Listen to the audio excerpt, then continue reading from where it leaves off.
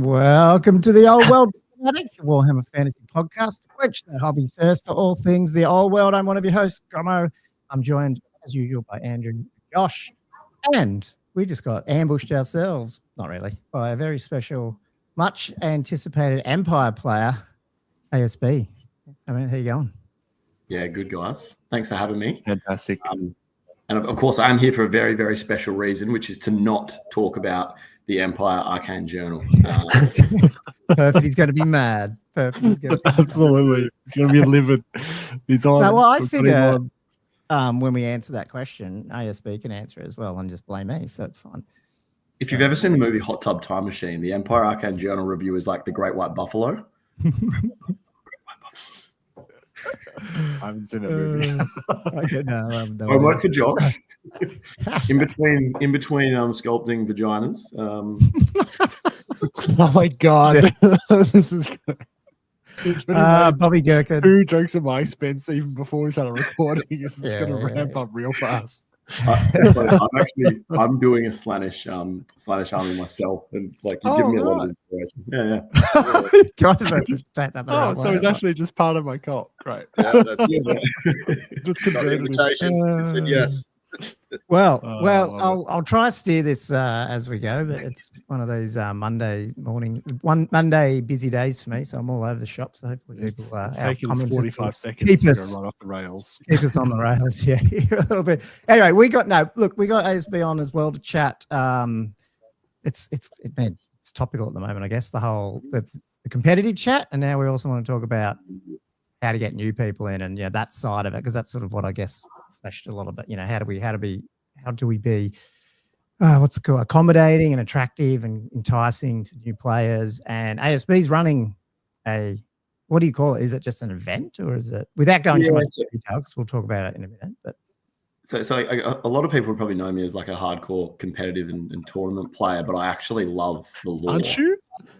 No, but the funny thing is, I'm a lore nerd. I read. Love it. I think I've now accumulated something like 25 Warhammer novels that I've paid exuberant prices for.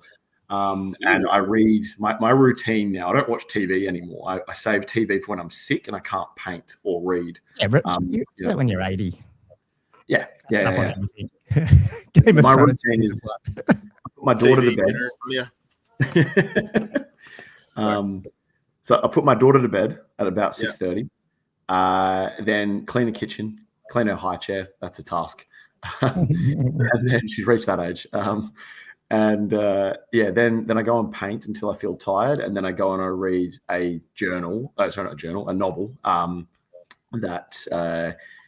until I fall asleep. For anywhere between, it could be 2 pages and half an hour, even an hour if I can't sleep. And so like I'm reading Reichsguard at the moment. I've read Iron Company recently. I've got like Hammers of Ulrich. I'm reading obviously a lot of Empire themed ones. I've got the Darkblade trilogy. I've got the Vampire Wars trilogy. I've just finished what's it called? Blackheart's trilogy. Bounders Bane and all that. Yep. Yeah. I just finished listening to it on audiobook. There you go. I've got a confession about trying to get Warhammer books, which I just found out in the weekend. So when we get to Hobby, if I remember it, if I don't remember it, remind me, because it's something that shocked me actually. It's probably not that big of news, but I've never been more excited to get to your hobby section. Yeah, that's right. It's actually really not that exciting, but Andrew's got a frown. You built it up now. Properly built it up. Anyway. But yeah, so where I was going with that, guys, is I love the lore. I love the narrative side of it. I don't do a lot of it just because I'm time poor these days. But at our club, for example, we're doing a campaign. In the campaign, I'm playing Nuln, and I'm running a halberd block with a captain on foot, who will then become a general on foot. And so for me, like I would never bring the flying halberd list, for example, my tournament list. I would never, unless I was playing a practice game. That's okay. That's different. It's talked about in advance. I would never bring that. If I go to play at the club and I'm playing, probably I might play one game that's just a fun game every 4 to 8 weeks when I get the opportunity. There's a lull in tournaments or whatever. And I will literally bring, I usually for those games will bring a general on foot in a block of halberds. It's the one time I'll use battle magic and I won't take law familiar, and I'll roll on it, and and I won't take a BSB and a unit of outriders, and often it might be against a beginner style player. And I think because I worked at Games Workshop and I used to run a lot of intro games, the 6th and 7th ed intro games for Warhammer Fantasy Battle. I'm and in those games, someone's like, I forgot this. I'm like, do it, just pick the dice up, roll them. You know what I mean? And so I think you don't have to be a hardcore tournament player all the time. Some people don't enjoy the game unless it is that, right? I find that usually those are the people that don't enjoy painting either. See, I love painting. You've got some picks, don't you, for when we get to hobby? Oh yeah, I can do that. Yeah. Okay. I've been doing some hobby. But yeah, so where I'm going with this is I've been looking at all this feedback that people have got. I think probably just one thing I really, really quickly wanted to say on that. I think I've heard a few people talk about competitive players are the problem. I don't think that's the case. And the reason I say that is the people that you're talking about aren't competitive players. They're not narrative players. They're just well, I mean, there's a few words. There's a few words you could do. But they're not. They're people that often they're not actually playing by the rules. They're also not. They're potentially using aggressive behaviour. Don't get me wrong, I've had dust ups at tables before with people when you get really passionate and it's in a really high stakes game like that can happen, and and afterwards though you go and have a beer together and you go both. Oh, absolutely. I feel like you're probably the person I speak to most often that's had the most dust ups that I can think of. But you like afterwards you sort of go. We both probably escalated a little bit there, and you kind of, you laugh about it after. Some people around you might go, "Holy shit!" But I'm a passionate person. I'm also a bit of a, when it comes to playing on top tables, I'm very much like you play to the letter of the law. Don't get me wrong. Like on the weekend, for example, I gave a couple of takebacks. Like, I think it comes down to context, and I think often I'll probably match my opponent more than them. I think also the proper competitive players will generally play with a really strong intent, i.e., this is my intention. I want to make sure that when you charge me, you're not going to be able to charge this unit. Do you agree? And we move on, right? Yeah, 100%. Absolutely. That's a really good point. I think it's really important with these types of conversations that people don't use a broad brush and tar one group of players as being something, because that's when you start creating really divisive movements within a community where all of a sudden you're going to get, right, we're narrative players, we hate competitive players, or we're competitive players, we hate narrative players. I've had experiences where people are losing, and before the game started going south, they were lovely, and then all of a sudden they are horrible to play against. They're losing. You know what I mean? Like, and I've seen, and I'm not just saying from personal experience, I'm talking about, so I think bad losing is also something. No, it's a real, and you brought this up, and we should have probably raised it last week. I think that's a really important point that, because when I think back, I go, it's probably been occasionally when I've seen that. So, I had a player because, where a TO was brought over, they'd been playing a role a certain way. I'm not going to name names or anything here. I'm not going to even name the tournament. I don't want to single someone out, but I am going to just talk about the situation. I had a player pack up and concede in turn 3 of a final top table game 5 of a tournament because twice he tried to say this is how something worked. I said that's not actually how it works. The TO came over and said, "I'm sorry, mate. He's right. That's not how it works." And he blew up and said, "Well, I've been playing it for X number of years and it's never worked that way." I was like, "Well, I'm sorry, mate. That's not how the rule works." And so unfortunately, when you get a situation like that where you get an interaction where one player has played it a certain way and another, has played it another way, and one of them is going to be right and the other one's not, unfortunately, the person that's been playing it the wrong way, that might have been their comprehension and how they understood the rule. One player is bound to get upset, especially if you're playing, in it, and you're kind of going, "Oh, this is, to win an event," and especially if it's a big tournament like that, unfortunately, it's just the reality of the situation. It's like prime example. I'm a big AFL fan. AFL is one of the worst umpired games, and you can always go, "Oh, this decision." The Adelaide Crows are prime examples of this, where they always whinge about, we were robbed we were robbed. We didn't make finals because of the one umpiring decision. I'm like, yeah, well, what about the rest of the season where you didn't play that well? Yeah, well, that's the thing. It all averages out. Yeah, and the Empire, like in any sport like that, there's two sides on the field under the same umpire. I get the right good empire in my mind. Yeah. So yeah, I think it's just important, like just with these conversations, that we don't tar certain people like a certain way, and we actually look at the behaviors as individual people. Yeah, I don't even want to tar also the whole community, because it's like even the game scene at the moment, because it's actually not bad at all. I think we just wanted to bring up the fact that it's, you get these little surface stuff, and because it's so new, and obviously ASB, we're working on, you've been doing all this awesome stuff with the Masters, and we're working on the ranking stuff, and it's like we're starting to formalize it. So at the same time, you need to start thinking about making sure that we're running it in a way that we want everyone to have the best time that they can have. We've had some feedback up here from players going to an event, unfortunately, where they said that I don't want to go to an event again because of, they were new.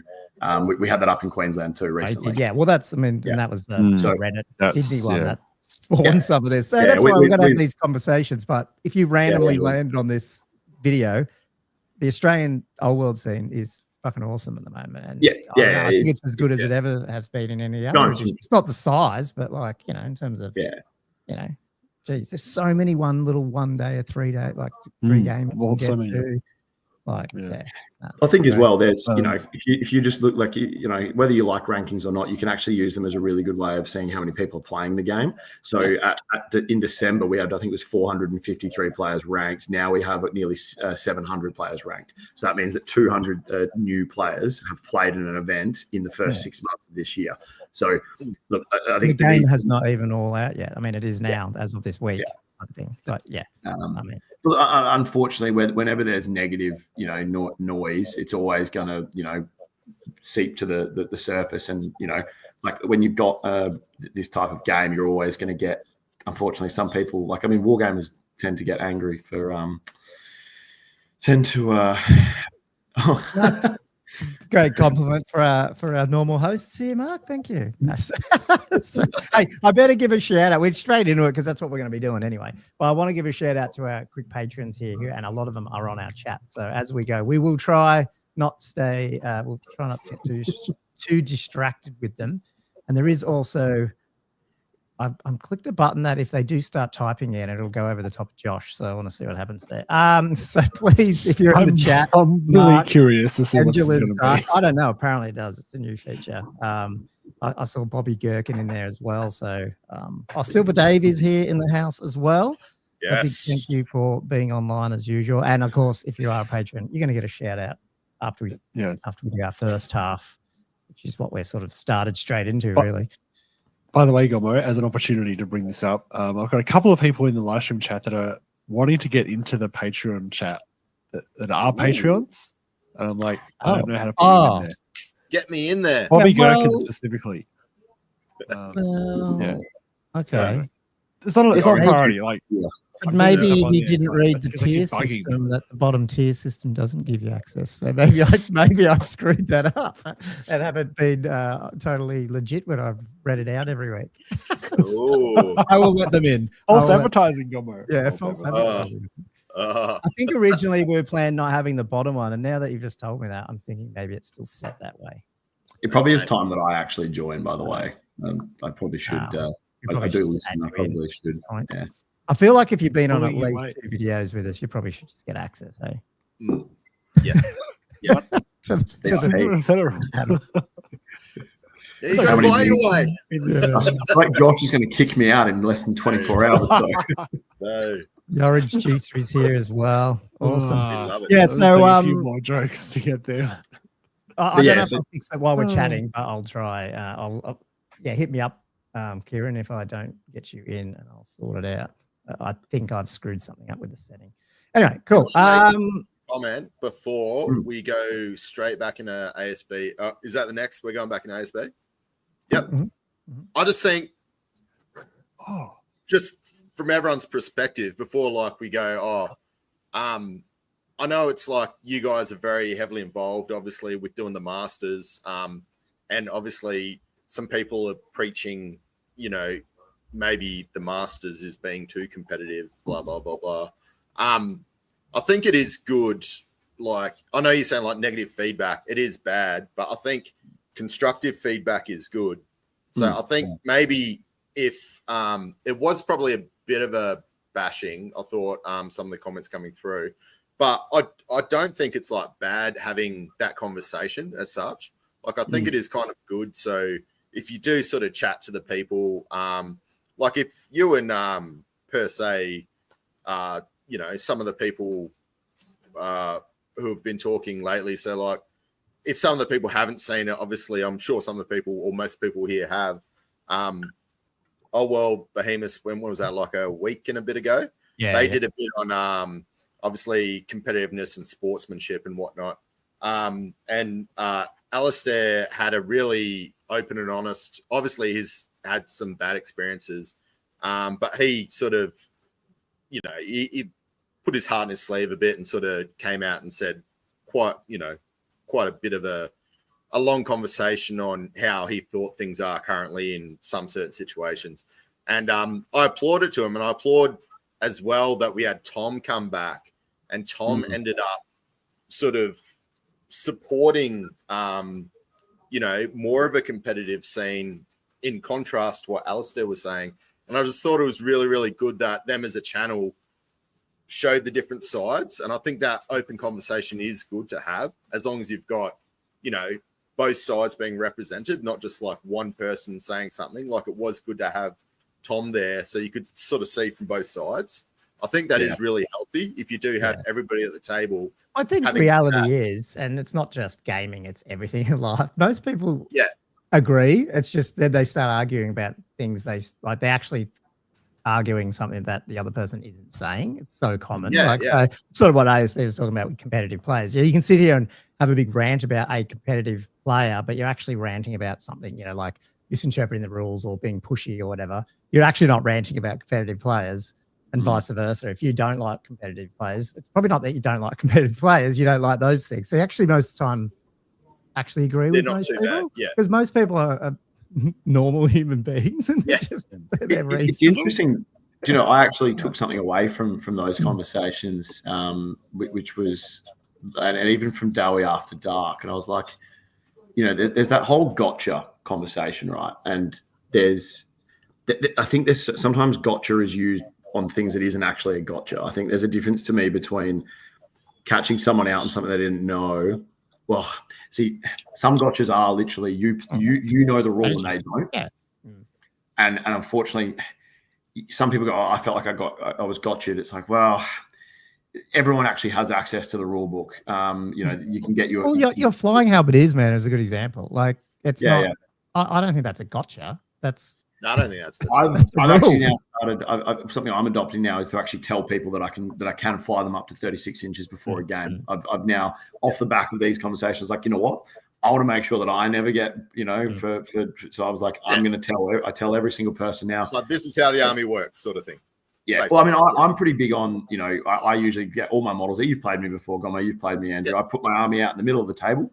I'll pull my list up, and I'll literally go, this is what this does. This is its save. This is how many attacks, all that kind of stuff. Like probably more so than I need to, I think. It probably slows my games down sometimes. But, you know, I like to make sure my opponent understands every model in my army, what it does, all those things.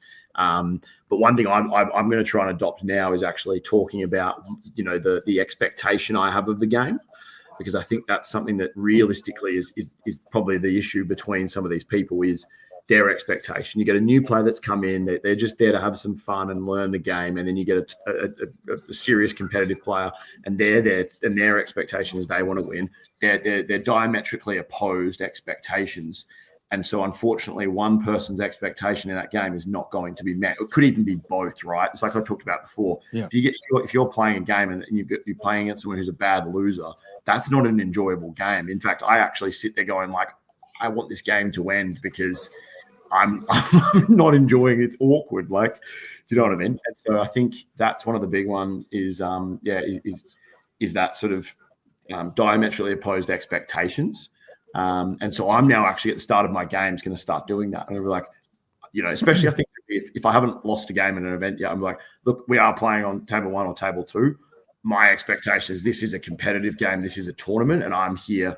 You know, I will allow you to take back something that you haven't rolled a dice for. If you've rolled a dice, I'm not going to allow you to take that back, and I'm not going to ask you to do the same thing with me. And I think if you have that dialogue before the game, you can kind of, you know, then there isn't that poor experience that comes later when tensions are high and it's on that knife edge, right? Yeah. So that's something I'm adopting, you know, off the back of this. So I think there's some healthy stuff here to do as well. Yeah, that's right. So how do we navigate that balance between, you know, having those expectations, but also fostering an environment where the new players are coming in and, you know, aren't finding necessarily horribly intimidating? You know, like I think it's going to be a hard thing to do, right? Yeah. Because often these tournaments are the only major sort of community event that's happening at the moment. There's not many other sort of alternatives if you want to go out and play in the community. It's mainly. I'm glad you said that, Josh. It's an interesting one. Why? Part of that beginning conversation that I'm now trying to build out is that I actually talk to them and say, you know, like, how many games are you an experienced player? Have you played many games? And then it's kind of like, you know, I had a game recently against a more inexperienced player at a tournament, and I was allowing take backs and that kind of stuff because he hadn't played many games. And I was like, I'm going to try and use this as a coaching session as well. And I think that's also, it's a hard one though, right? Like to your point, right now, most of the events are tournaments. Unfortunately, when the word tournament's involved, it is going to be competitive.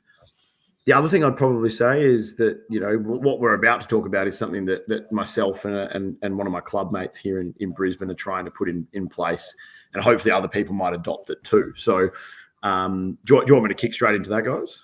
Yeah, I would. Yeah, might as well. Let's cover a few. Yeah. I was just going to say a quick point. Like, I find this is going to be a bit of a hard thing, and I'm interested to see what you're going to say, ASB, because I wonder how many people, if you're playing a relatively new person, would be willing to give up tournament points to kind of teach somebody and give somebody a soft game. Like, that's kind of one of the questions I find real interesting, because I'd like to help somebody out, but a lot of the time people still want to win. Well, you're allowed to get your points if you paid as well. I think that's where if you like really playing with strong intent is important. I think you can table someone and still make them enjoy themselves, especially if you've had a conversation at the start and said, you know, like, I'm experienced, I play lots of tournaments, I'm a competitive player, and you've actually given them some background. Like, getting the pantsy, mate. But they're probably going to go, okay, I'm not expecting to win this game. So that I'll never have to bring up. I like.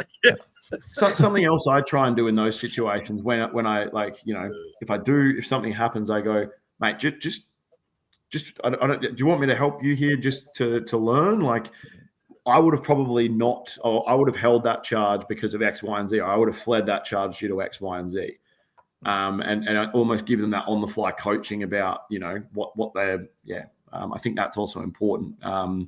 But not everyone wants to, you know, be competitive. Not everyone cares about winning, but I think it's about, like, you can make it an enjoyable game and not like, and still win. I get your point. It is a hard one. You don't want to get, like, I actually had a game recently where I was like, oh God, I got to the end and we only got to 3 turns. It was in a tournament. I was like, I was probably walked away a little bit going like, did I not, you know, like I probably could have got more points, and it was frustrating at the time. I definitely was frustrated, but more so probably at myself for you know, not we only got 3 turns in. So yeah, I don't think I would be asking competitive players in the scene to forego this. No. Even if rankings wasn't around, to me, it's not. Like, I would rather you guys, like, the top players end up at the top of the tournament near the end of it, and the other guy, like, you might as well do that than everyone end up. Yeah. Like, if you give someone a 10-10, you're just going to give them another hard game next game. Yeah. So something else, actually. It's how you do it, like I said last week. It's just how you go about that 3 hours you got with that person that counts, not the end score, you know? Yeah, 100%. That's like, my view on it anyway. Well, it was interesting too, actually. I thought about, you know, with some of the things you could bring in around, I think I bounced it off yourself, which was, could you bring in a yellow card system within the Australian scene where you've got, 2 yellows equals a red? You create a group chat. So we've got a Queensland TO group chat. I'm sure the other states, that are probably have similar. Do you, in both the sort of the national chat that we've got and then also within the state level ones, do you have a yellow card system where, if a player is yellow carded by a TO and they're yellow carded twice, they are no longer eligible to play in the Masters? Now, obviously, that's a big call. It would have to be, I think, something significant. I think that before everyone goes on a witch hunt against me here, I think you need to. I'm not saying that that's an instant solution. I think it needs to really be ironed out as to make it fair. You don't want to. But if you look at sporting clubs, right? Like, there's no difference I see anyway between a tournament play and sport. I played a lot of high level sport. One of the reasons I love competitive players, unfortunately with my knees, I can't play cricket and rugby union anymore. And you have judiciary hearings and all that kind of stuff. Like, and most competitive sports, even at grassroots level, have that system in place. I also have code of conduct. Even when you sign up to pay your money, you're agreeing to because play the code of conduct. So I just think that's part of this conversation. I'm not saying we're doing anything around it now, but Now the challenge we've also got is we've got playing TOs at the moment. And you don't have what I would call, we don't have referees. Usually the referee is an independent judge that has reported that player for the conduct. And so that's the nuance of how do we, I am looking at basically for Masters because I'll be playing, is that we will have, I'm trying to organise 2 or 3 referees for local Queensland guys. So 2 or 3 referees each day to actually come and referee. And now effectively any adjudication will fall on them, not on myself or anyone else that's in the committee that happens to be in attendance, just to make it fair and equitable, right? But so there's some ideas that I'm starting to think about. How could we put something like that in? Because I think it's a bit like in rugby league and in AFL, you have the Brownlow and the Dally M, and it's best and fairest. If you've been reported and suspended for the season, you are ineligible for the Brownlow or ineligible for the Dally M. I feel like if someone has poor enough conduct, maybe that's the case too. Like, well, hopefully that's so minimal, but hopefully it's. I think we still need to sort something out. But the threat of it perhaps would change some of the behaviour. Yeah. It's like you don't people. Some people like, I don't speed, one because I don't want to have an accident, but number 2, I don't want to pay back in South Australia where I grew up, it's $1,000 fine for, once you go over like 15 k's over the speed limit because they don't. So I just lost half my license last week, so there you go. And not from speeding, and nothing I did, so that's all fun. My mum cost me merit points. So anyway, sorting that out later. So these are just ideas. I think that maybe they need to come in. But do we bring back sports? That's another. Yeah, that was a whole other thing. Hey, before we jump back into like the new side of things, the new player side of things, is there any chats here that we've been neglecting, guys, as we go? Because there's a lot of stuff in here. There is so much stuff. It's hard to actually. I was going to. You've answered some of this, Andrew, but I did like. God, it's gone quick. Where is it? Where's Silver Dave's funny comment? I've got to bring that up. Yeah. Was that the Charm Shield bit? It's my buddy. Oh, love it. Yeah. I know. Andrew should have told me at the start of our game that he had loaded dice for his Charm Shield. Yeah, exactly. He's not dirty at all, is he? No. Dave will have his day. He will. Oh, mate. I saw another couple on. Where was it? I think Bobby Gherkin wants us just to bet everything based on. Yeah, there it is. Just fall back to Plato's principle. Whoever deadlifts more is right. I mean, that's just because he would win. Doesn't he squat like, I can't remember what he was telling us at Castle. That's like ridiculous. He's a big unit. I don't even know what it. Yeah, I think I'd just die if I tried even one deadlift. But anyway, cool. So there's no other chats. Did I miss any, guys, or you guys have been watching them? It's unusually quiet on the Josh front. I need some backup here, guys. On the. It's gone straight in deep. That's fine. And Perfety's not here. Waiting on his questions. Josh has got All these questions in the background he's waiting on. The old question time. Oh, my old Patreon questions. Oh, I'm He going to loves stack. it. I'm going to It's his stack. favorite segment. It's like, yeah, questions. Absolutely. I love the question time. So, I mean, did you want to just Oh, dear. segue slightly? Andrew, did you want to give a bit of a shout out to that survey about, because just sort of to move from the negative to a bit more of the positive around the new players and all that, because ASB is going to chat through some of his stuff that those guys are doing north of the border. I was going to say, but there's a few borders. I might link it in the show notes. I'll have to. There's about 50 respondents so far, which has been pretty good, I thought. Because I'm trying to work out how many competitive people are probably actually in Australia. So I'm like, 320 kilo squat. Sorry. Yeah. Yeah. 335 deadlift. Freaking hell. And still can paint ogres great.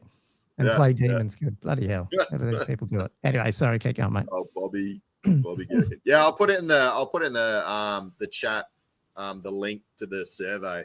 But it was mainly around the Australian circuit. But I mean, throw stuff. I'm sure we're all in the same boat, really. I mean, I don't think worldwide has got that much of a disparity between the tournament and casual player. Like, it's all pretty, same story wherever you go.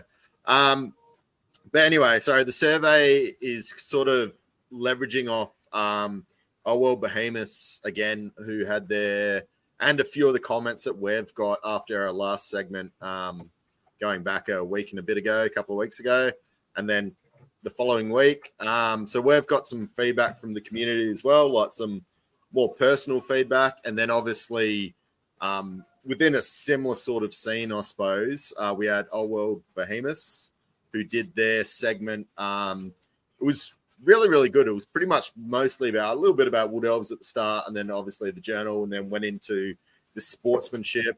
So there was two very contrasting sides. So we had Alistair, who came on and obviously was very passionate about the subject. I don't know if it was his friend or something. But yeah, he's sort of come forward and is sort of that, maybe we need to be less competitive to a certain extent and be more open to, being a bit softer within the competitive scene, maybe a bit more narrative focused.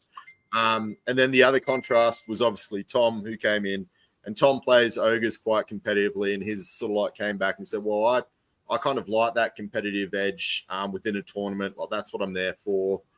So there was two contrasting opinions, and I thought it was really interesting. So I thought, what does the actual community feel? Because obviously everyone's always competitive. Like, that's what we talk about most of the time. But I was just wondering how people feel that go to the tournament scene. Like, do people go and actually they don't care where they get, and they just go? Like what Josh said. That's it's most of the time that's the only place you can play a game. Yeah. Like a lot of the time. So yeah. Exactly. So it's just, people come and play their games there. So it was quite interesting to see what people wanted maybe to see out of a tournament. And anyway, so that's gone out, and I'm starting to get the feedback. You got a fair few responses already, considering you just threw it out of the weekend. 50 something responses so far, which within the realms of Australia, if this is just the Australian people coming in, you might have a few people from other countries, but I mean, how many people Australia-wide play regular tournaments? Like, I'll be thinking less than 800, isn't it? 800? 700 this season. Yeah. No. Oh, regular. Sorry, like regular. Like. Oh well, it'd be less than that when you go regular. Yeah. Three or four tournaments a year. Like, I'm sort of thinking might be 200 people maybe. Anyway, that was sort of the body I was after. More people that go more regularly. Why do they go to tournaments? Things like that. But anyway, hopefully we'll get some information, and then maybe a week or two down the track we can go through that. But yeah, that's there. It's on the Aussie Facebook group though. Hey, if people are and you're going to put a link in the show notes. Yeah, and I'll put a link in the video as well. Oh, awesome. Yeah, nice. I must admit, I've done it. I having thought about the tournaments and stuff. When I came back into playing 8th, I just started playing tournaments because that's all there was, and that's all I have been doing. But the more I've been playing my bloody useless, Monolith. non-competitive narrative campaign. Yeah, monoliths everywhere. Thanks, guys. The more I'm like, I actually only played tournaments to start with, and I got used to it. And I mean, I would go to tournaments and I play very casually, and I wouldn't really care about the result because I was just there to get some games in. The more I'm playing the narrative stuff, the more I'm like, well, that's actually just what I want to do. And the more I do that, the less interest I actually personally have in going to these full-on tournaments, to be honest. Yeah. To be honest, guys. But didn't you I sign just up for Castle love Assault? them. Oh, hang on. No, you didn't. Oh, yeah. Did I? I am going. Yeah, that's but right. No, I mean, but it's that's a place for oh, narrative like, stuff. yeah, each to their own. Like, I think it's fine. Yeah. Yeah. I think And I the think it's challenge the is community we need to support. But see, here's an interesting one, Josh, and this is, you're a person who does this. This might be an unpopular thing for me to say. If you're someone that doesn't like tournament play and you're doing nothing to actually facilitate non-tournament play, it's hard for you to have an opinion on it, really, because you're not actually, all you're doing is sitting back and complaining about the problem, but you're not actually doing anything to solve it. And some people aren't going to like that because it's a truth pill that probably hurts to swallow. I'm a pretty straight shooter, as most people that know me pretty well. Like, I call a spade, and I think that you can't really sit back and get upset about something and do nothing about it. Like, otherwise you're just, you're kind of going, well, you're just complaining. that's the same even with when it's not narrative. So are you saying I am allowed to complain? Yeah, you are. Yeah, Absolutely. you can shout it from the rooftops. Yeah. No, but it's the same thing even with competitive. That's why I don't really complain against TOs even in a competitive sense, because I haven't run a tournament really. So I mean, I've helped Josh run the CanCon one, but you know what I mean? Like it's the thing. If you're going to complain about the competitive scene, even if you want to play competitive, you should be running tournaments as well, how you want them to run. Like, we all need everyone to step up, you know. So, one of my favorites is when you see someone on Facebook go like, when's the next tournament? Why isn't there a tournament? I'm like, why don't you do it?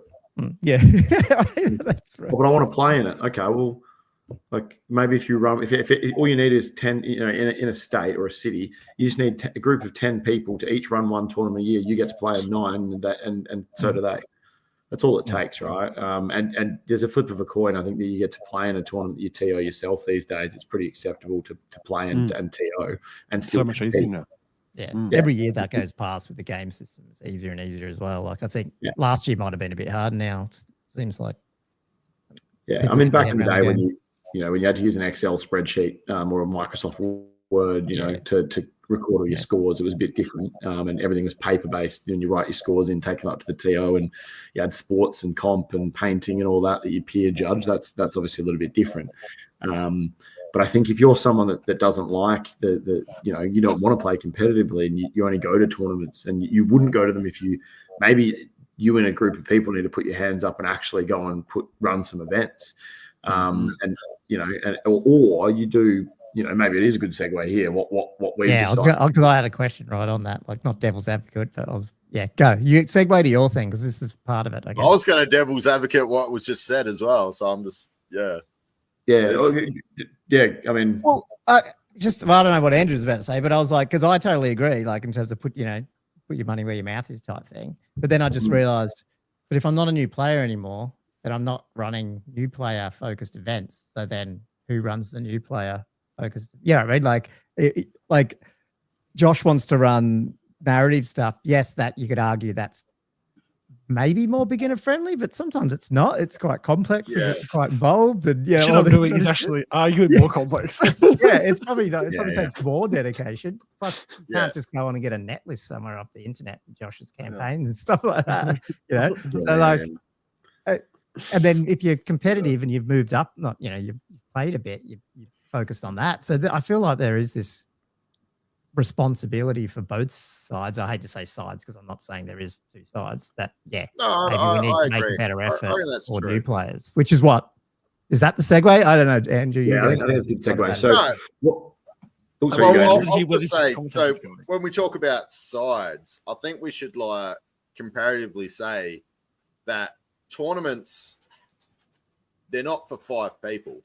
They're for the group of people that want to go. So if you've got a 40-man tournament, you're kind of catering to the 40 people. person, Andrew. It's 2025. Person, yeah. But you know what I'm saying? Like, what you're catering to should kind of be what the people that want to go want. It shouldn't be the top 5 people. Like, if the organizer is like wanting that top 5 competitiveness, or what?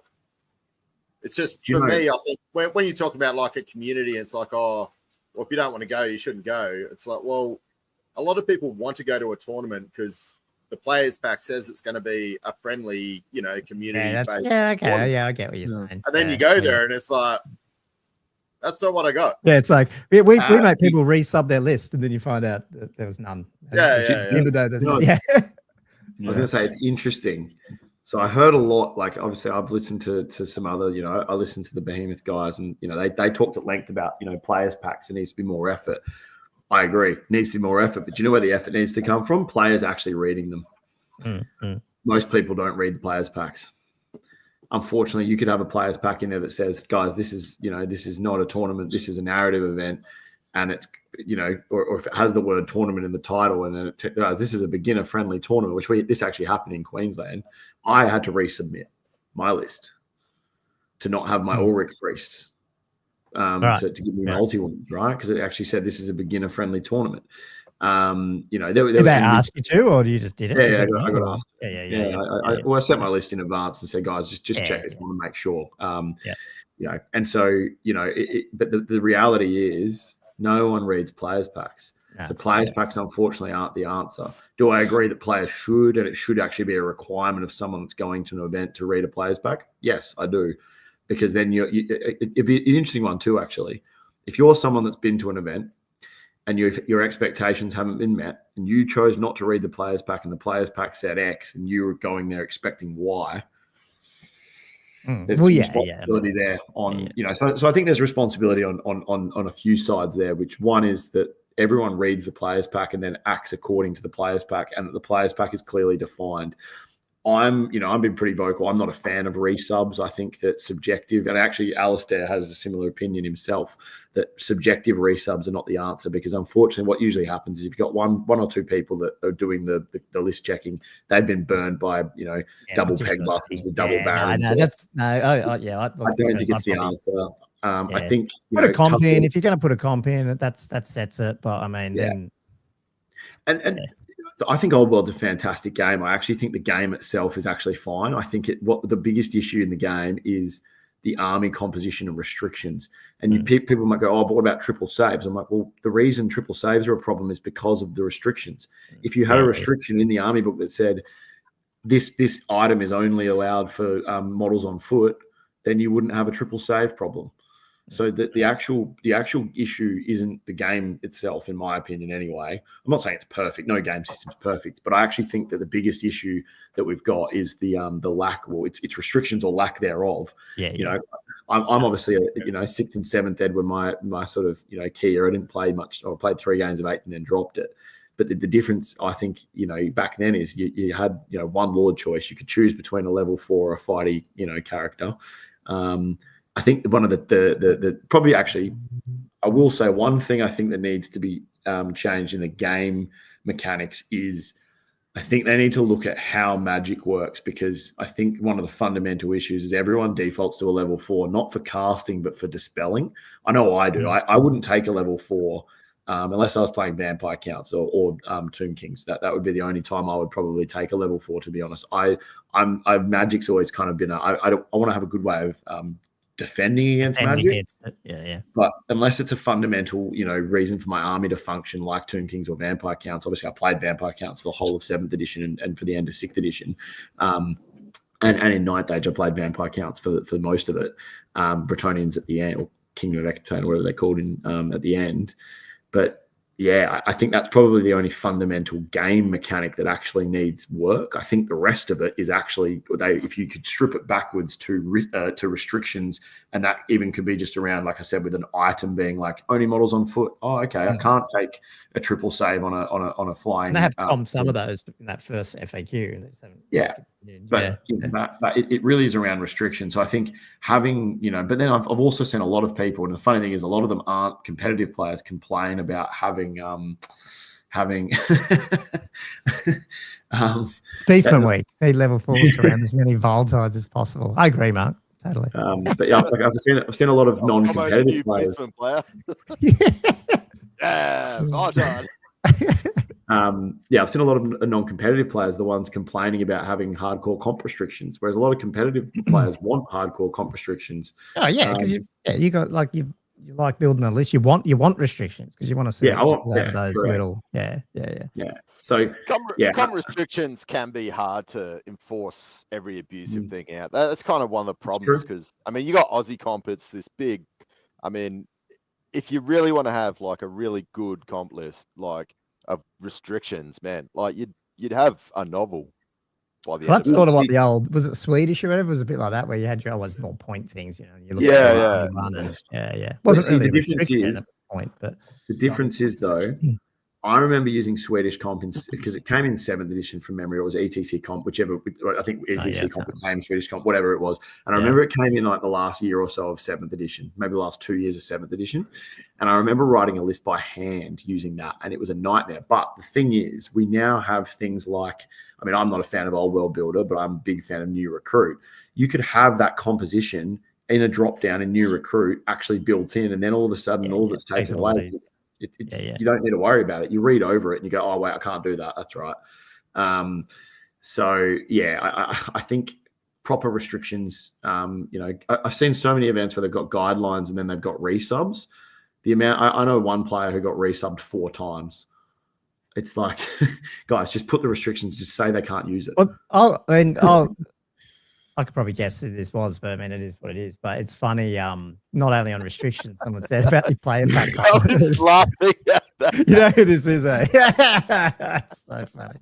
But anyway, you don't care because it's him, but it's good. But it is true. Like top so the comment before this was saying that the players pack said, you know, proxies. Oh no, it is on there. Proxies are allowed as long as the model represents. And then it's top table like $2 store stakes. A black coach is a Tomb King on a dragon. Did I misread the players back? The hobby's for everybody. Come on, guys. There should be no financial barrier to the hobby. That's right. If I can only afford $2 stakes, then I love that ETC story about the guy that rocked up with tuna cans stuck to base. Yeah. Oh, yeah. Is that the they were the sky cutters, wasn't it? Yeah. It was the same. Yeah. But I'm pretty sure it was like the same tuna can, but so they weren't like, it wasn't even like he picked, you know, okay, I've got lemon, herb, and pepper on my, you know, Space Marine, you know, tactical squads, and I've got, you know, the sun-dried, semi-dried tomatoes. That's my land speeders. I'm pretty sure every single one was just plain tuna, and it was stuck on different size bases. Right, that's different. I was thinking about that. Yeah, that's good. Yeah. No, but Ninth had some interesting stuff. Like I'd seen some pretty this is the problem, I suppose, like for new players could be a barrier as well, obviously when we hit it, but obviously people want to see nice Warhammer armies on the table, but man, they're pretty expensive. That's right. Yeah, I mean that goes back to that proxy thing too. Like we're in an era of you can't say you got to use Games Workshop models, so like you can't, like it's actually quite hard to, even though it is 9th age was even a little probably worse in the sense that there was no models, so you know proxying is everywhere. I guess tournaments could go Games Workshop because it is a Games Workshop game, but that's just the cat's out of the bag now. You can't. Yeah, I don't think that's the answer. I'm a GW purist, and I've got no issue with people using 3D printed models. But I think the main one is the players pack needs to be clear. But I think the main one is like, again, you can't complain about something if people aren't like if you read it and the expectations and what the event weren't correct, that's fine. But I think if you're going to an event getting upset and you didn't actually read the players pack, that's right. Like, you know, and a lot of people don't read them. So what in the players pack are you like? Are we talking about when they're talking about how much comp we've got, or you know, like how friendly an event is, or not? Yeah, so I think it's a good question. I think at the beginning there needs to be a blurb of, okay, guys, this is the, you know, and maybe it's even there's like a soft, medium, and hard tournament rating we need to bring in. So that, you know, hey guys, you need to expect this is a hard event. This is a proper, you know, And it could, whether it's an RT Can I ask, because I might be totally naive, kind of funny because I'm plugged into the scene, but I think I am naive here. Is some of the problem coming from the fact that some really hardcore players, not in a bad way, are going to some of the real smaller, like good games events and then just smashing people, like not deliberately to smash people, but just to get a game in? Is that some of the issue? Because did that creep through on the Behemoths one? Is that what they were talking about? I heard that, Yeah, so maybe that, like, because what you're saying, ASB, I think, which is sort of what I agree. Like, if you rock up to CanCon and there's 60-player event, like, it's going to probably be pretty hardcore. Do you know what I mean? Like, so maybe players list this year is there's 15 or 16 people that could get first place. Yeah. So, like, there's going to be some where you just go, yeah, well, probably there's going to be, and then on top of that, there's maybe no comp. So therefore, I'm not saying Castle, so I'm just saying in general. Whereas sometimes if you go to like a local hobby store, you probably are, maybe that's where you are inadvertently getting new players more because it's a hobby shop. There's a shop front. So someone's going to rock up. And then unfortunately, I'm not blaming anyone who goes to them because you got to get your games in.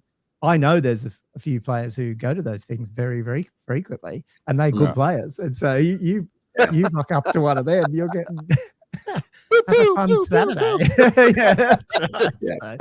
So, I don't know. Like it is. I think, that's the hard thing. It's not like 7th edition where there was literally a tournament in every city every weekend. Like peak 7th edition. So we're talking probably 2007 to 2009. It was like insane the number of tournaments there were. Even in South Australia, we had like 8 or 9 regular events every year. So there's one a month, right? Whereas I think now it's still building. And so the problem is there probably is that, people going to these small events. One thing we've talked about, obviously, at the national side of thing, and there is going to be a survey going out, shortly, which is, do we actually up the minimum player number, and do we put a points cap? And that way, people. There's also, I think, there needs to be probably TOs are more responsible for this. Is the easiest thing for them to do is say, hey guys, I don't want this event to be ranked. Yeah, and that's fine. It's built into our ranking system. We just turn them off. Yeah, for sure. It's like and I think that even could be that they put ranked or unranked in brackets next to the tournament name. And so that's a really easy one around. Well, I mean, the other thing that is coming, and I don't want to spruce, that's something that we can talk about on our pod ASB, but like I think if I can get my bloody time free, I want to I'm going to process all the players packs and have them. So you'll be able to go there and see and search like straight down, right? Like we could even have the rating on there. We could have if it's comped, so you can just go to one place, search your filters, and there's the events that suit you. And you don't even have to read the players pack because half day game. Open AI and all that will do it for you. So yeah, basically that's what I'm going for anyway. Anyway, that's a bit of self-promotion. I did have a couple of people agreeing with you guys though on, geez, this thing keeps moving because people keep commenting. Who was it? We had some agreements around that soft, heavy fluff, about heavy, there was. Where did it go? Yeah, that was.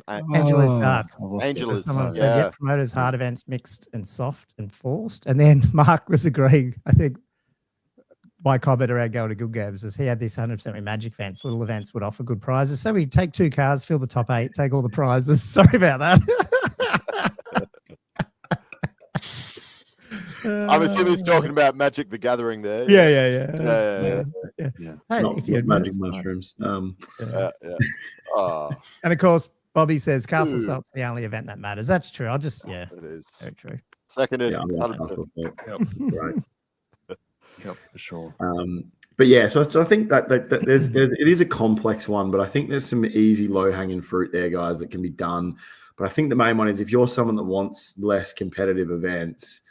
One, I don't think you should be targeting competitive people because I actually know a lot of competitive players that are lovely to play against. I've played against some casual players that have, again, where it's not an enjoyable game. But again, probably because it's a mixed match of expectations. And they might walk away and say the same thing about me. I hope, if anyone has ever played me and they haven't enjoyed themselves, I'm really sorry. And, I hope, I hope to stomp you again in the next one. I've played Andrew and Gommo. I hope they were, enjoyable games. I was more annoyed at the amount of terrain on the board, which was actually what we liked. But it was like, damn it! So I remember it was like 5 impassables. I think I was just raving about the week before that. There's not enough terrain on old world tables. And then I was like, oh shit. Wasn't the game where you just got gotcha'd by his flying block of halberds? I did, but I knew all about it and still didn't. Gotcha. Yeah. And it was like it was pretty close, but it was totally legit. Yeah. That was before I knew how to use TMP properly. Otherwise, I might have been able to. I've actually got something to bring up actually when it comes to a gotcha moment, and so this is where I think the definition of gotcha comes in. So and I think there's a difference again between knowing the rules like the back of your hand and being and you being gotcha because you don't know the rules. And some of these aren't obvious things, right? And it's a bit where does the responsibility lie? Because I think there's certain instances where you're going to give away, they're not going to do it. You know what I mean? If you told them, they're not going to do it, right? And so it's like, okay, do I have to sit there every single time I put myself into a good position and then tell my opponents so they don't make a mistake? So there's a bit of a, what actually is a what actually is a gotcha. So I'll give you an example. On the weekend, I had a game at a tournament I went to where I had basically a unit of demigriff knights, and I'd been surrounded, and I was like, well, I'm going to try. I made a razor gore flea because I was like, then I'll redirect, and I'll redirect. So it just gets rid of one model that's going to be able to charge me next turn, basically, and counter charge. And I was like, I'm going to charge these 3 dragon ogres. I've got a captain, and I've got 3 demis. One of the demis was on 1 wound, and I was very careful to allocate the wound on the left hand side. I had to anyway. Well, I would have had to remove that model anyway because the captain was on the right hand side, and I did this on purpose. His flank was stacked heavily, and so the idea was that I would charge in. That model had 1 wound; it would die more than likely, fighting 3 dragon ogres, and then that would leave my unit champion on one side and my captain on the other, which of course means because we're in a challenge, because he declared a challenge, I would have either way. When he then charged me with a chariot, a shagoth, and a razor gore into the flank of the demis, I did. Well, he can't attack me with any of those models. And so this is where I obviously know the rules. I read the rules regularly. I make it I like to think of it as being a student of the game because I enjoy. Well, I should have probably been a lawyer. I love reading policies. I love reading rules. It's something I enjoy. But you're not a student anymore. You're got a doctorate in Warhammer, the old world. I don't know, mate. I lost two out of 3 games on the weekend, 11-9, but still losses. But anyway, so he goes, well, I wouldn't have done that if I'd known that. And I was like, well, I appreciate that, but at the same time, it's not my responsibility for you to know the rules. And I get at the same time, it's not a great, he's obviously, I hate that term feels bad.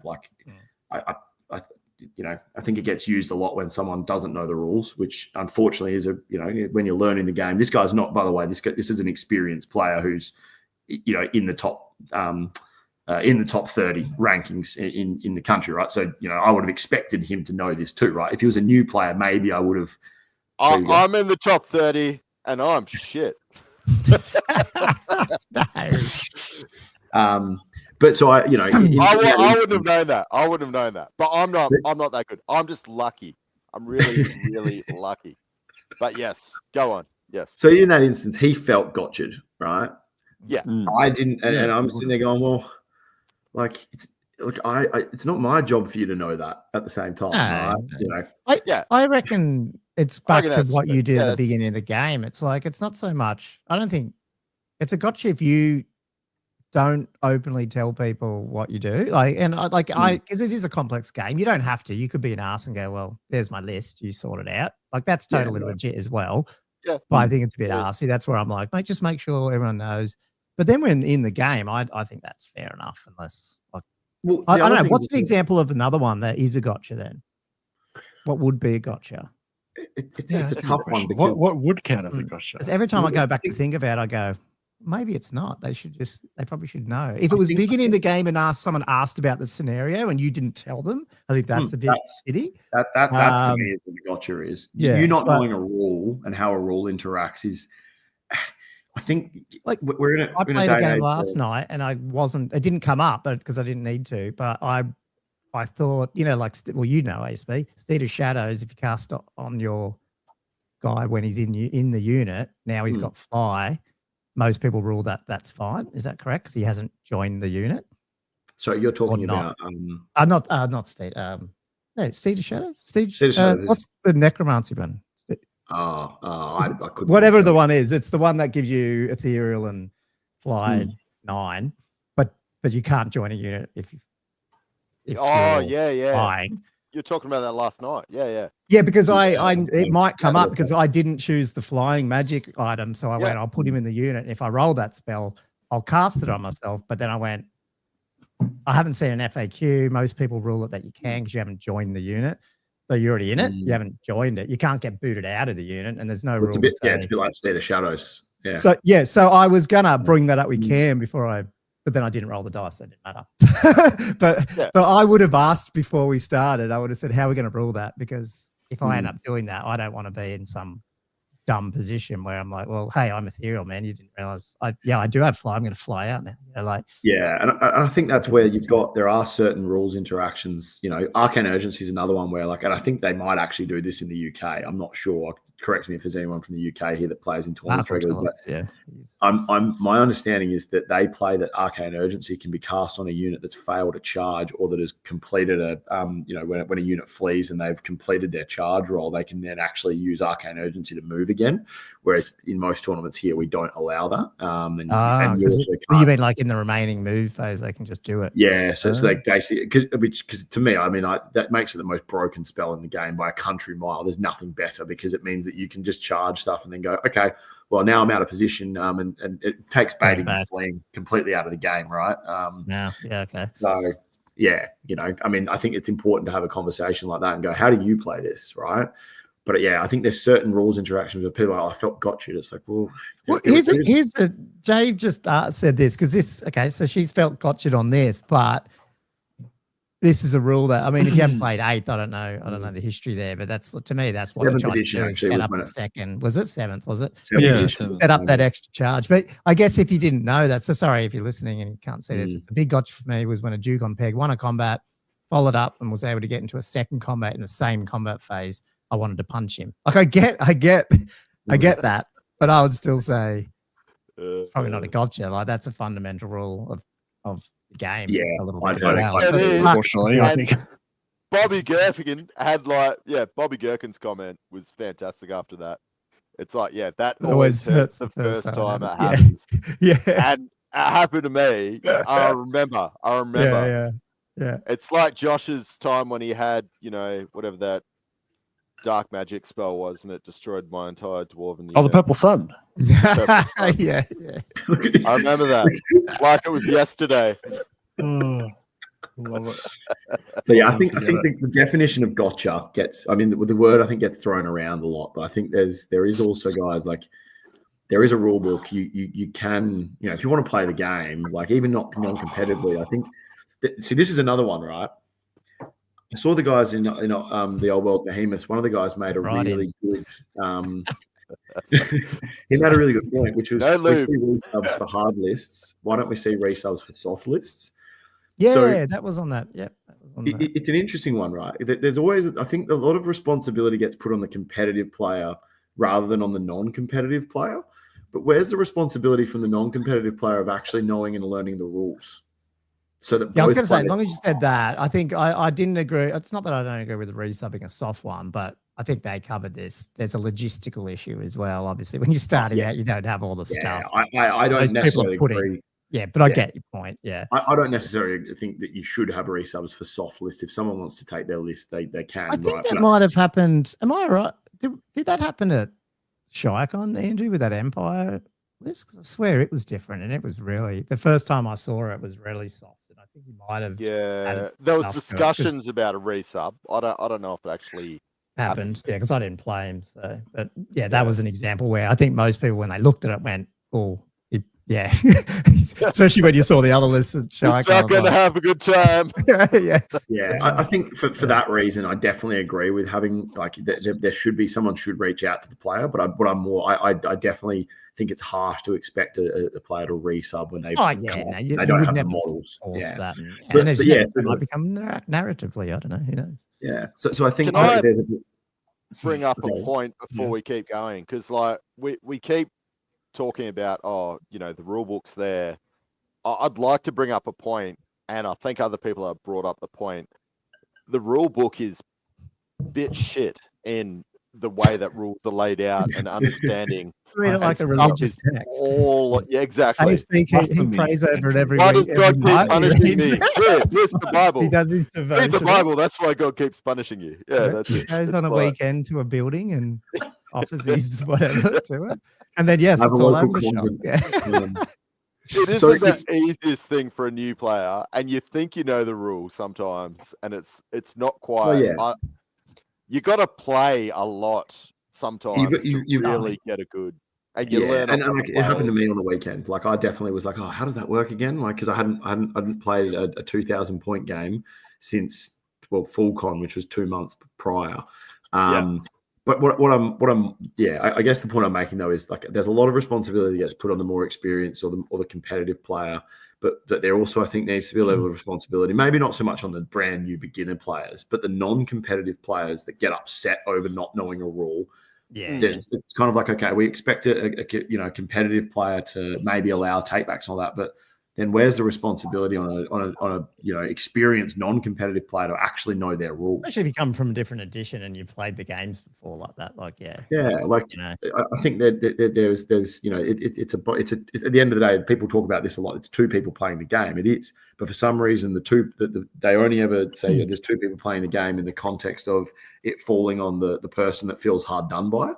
But as a if you're a competitive player, I think you too have a right to have a good game with someone who actually takes the time to go and learn the rules of the game they're choosing and wanting to play.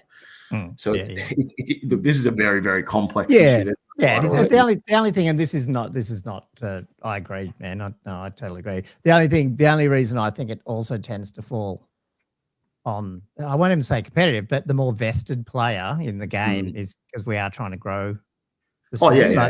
And so like it just you just end up having to put that cap on and say, okay, well, we'll take it, even though. And sorry, some of these points, guys, that I'm making are actually just being devil's advocate here and going, okay, well, let's look at it from the other side as well. Like that's I think. Who's the devil? I'm trying to work this out. Someone just said that. Kate Engineer players trying to grow the community. Totally agree.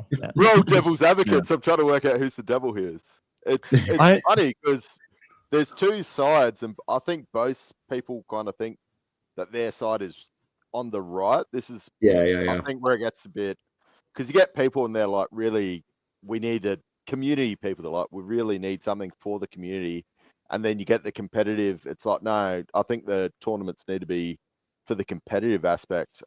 It's such a hard conversation because I think both people think which way I'm looking at it is correct, if you know what I mean. Like this is interesting. Can I just say, you go, mate? We'll talk about this after. You say your point, then. I was going to say, I think you'll often see, though, that the people that are very vocal are not competitive players. You don't see competitive players whinging or complaining online. You see what I call militant casuals. I'm not talking about people making casuals. I'm not talking here about, by the way, guys, people that are making valid, points like the one below. Like, I think that's a valid point. I can appreciate that. And, and when we're talking about growing the scene, I'm talking about the guys that just go, I hate tournaments. It's like, okay, that's great. Good input, good chat. About those, they're the militant casuals I'm talking about. They're the ones that are super vocal and negative, and trolls. The reason why I brought that one up, sorry, I'll just bring it back. Sorry, Josh, is so Angela's Dark said, I feel like we went straight into hardcore competition, but the priority and the newness of the game is community growth. It's just a weird context, isn't it? Because it's like, it's not a new game, like, even though it is a new version. It's just, I think, and it then not only suffered because of that, it's not suffered, it's not the right word, but like people like me came back to it because missed 8th edition and 7th edition and all that sort of stuff. And so you come back and you just want it to be back where it was in 8th edition, 7th edition, 6th edition. So that just fell into the competitive thing. And like I said, it's easier to do competition because, as Josh would know, playing and organizing narrative events, it's not the amount of effort is way higher to potentially for a depending TO on how you're to running do. it. But yeah, it is. So they don't pop up everywhere. That's the thing. I know. Like, I know. And it takes, I feel like it takes more dedication as well from the participants to some extent to get into the whole thing and sort of actively participate in the narrative. We've probably just been talking competitive the whole time, but I mean, maybe we'll need to, because we'll need to get the second half in a minute. But I'll quickly go through them. I haven't even got to this. I've been waiting for half an hour for you to announce this event. Building up the suspense.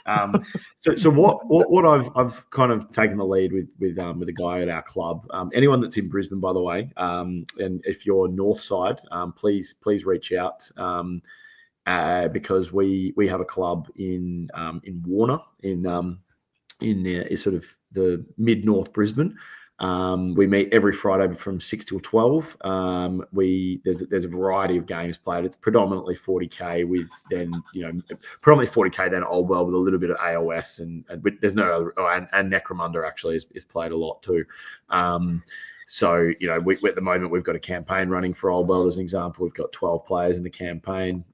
We'd probably have anywhere between 2 and 6 tables going a week every Friday for that. I don't play every Friday, but I try and get down probably every maybe 3 out of 5 or something like that.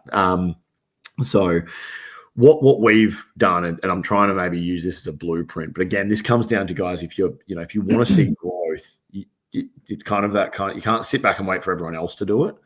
I think if you're going to have an opinion on it too, like do something about it, basically. Like, again, truth pill. So what we're doing is we've created one Friday per month. We're doing beginners night. 2 of us are running it, but some of the other guys, and I'll talk through some of the community outreach already on this that we've had, which has been fantastic. So between myself and Mikkel, I've got, obviously, I'm not going to have the Empire because I'm a little bit precious with them at the moment because I've put a lot of time into them. I might use them in one of these games if there's an odd number. But basically, I'm putting my Bretonians and vampires. They're not based for Old World, but who cares what bases they're on, right? These are beginner introduction games. They're perfect for it. I can actually probably do 4 or 5 Vampire Counts armies and 3 or 4 Bretonian armies of 500 points for these beginner games from the collections that I have for both. So.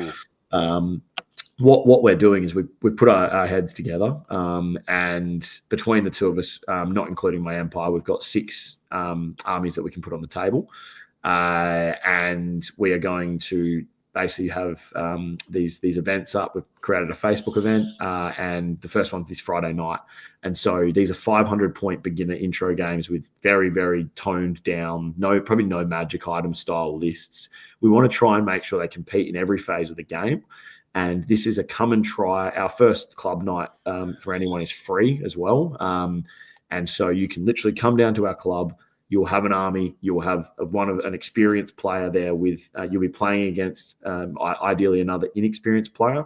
I used to work for Games Workshop. I used to run a lot of introduction games, 6th and 7th edition. So Battle for Skull Pass and the Empire Orc one. And we will basically be running an introductionary game for you to play. So you don't need models. You don't need anything other than yourself. Dice, everything will be supplied for you. And you don't have to pay to play for the first one. The next one, it's $5. You can also buy drinks for $2, which is nice. You can also bring beer to our club too. Just be discreet. But yeah, we're doing that, and we're going to be doing it once a month. And the idea is to get people involved in the game, and they can borrow armies and actually have an experienced player step them through with someone else. To me, I think it's giving up a couple of hours. And the games only go for 45. Anyone's played 500 points, you're talking 45 minutes. But you might get someone that comes in, they play 2 or 3 games, they walk into Games Workshop tomorrow and go and drop $1,000 because they're hooked because the crack has got them, and that's what we want, right? So I think Andrew and I mentioned this the other way. I don't know if it was on the pod or not, but we were saying, maybe we need to do that with Thirsty Merc, like where we play, because there's a few people who are trying to get games, and we're like, take our finger out, take a couple of armies, if in that event, because when I think it. Yeah, I agree, man. Need to get my pull my finger out. And so what we're then doing is we're then going to start sort of getting them into the club, and then we'll start, if they're keen to, then I want to play 750 or 1,000 points. Brilliant. Let's do that. I want some magic items. Cool. We're going to teach them how to use the app builders, do all that kind of stuff, right? We'll add them into our Discord and also into our Facebook chat that we've got. And so we're sort of then trying to, we ran our first tournament on the weekend. We had 20 players. It was sold out. We actually had reserve players that wanted to come. And our next event, we want to do 30. We're going to be looking to do two 1 days of 30 players, and then probably one 5 day. That would be fun. 1 5-game GT per year, because there's actually not a GT in Brisbane. We've got multiple GTs in Queensland, but none in Brisbane itself. Funnily enough, okay. It's a bit weird like that. The Masters will be the first GT in Brisbane. Funnily enough, in actual Brisbane itself. So the next thing then that we're going to be doing, and we'll be kicking this off later this year, once we've got, ideally we'll get sort of somewhere between 8 to 10 of these new guys, beginners that are interested and they'll actually want to do this now. Cool. Sweet. What we're now going to be doing is going to be doing a event that is going to run on a Saturday.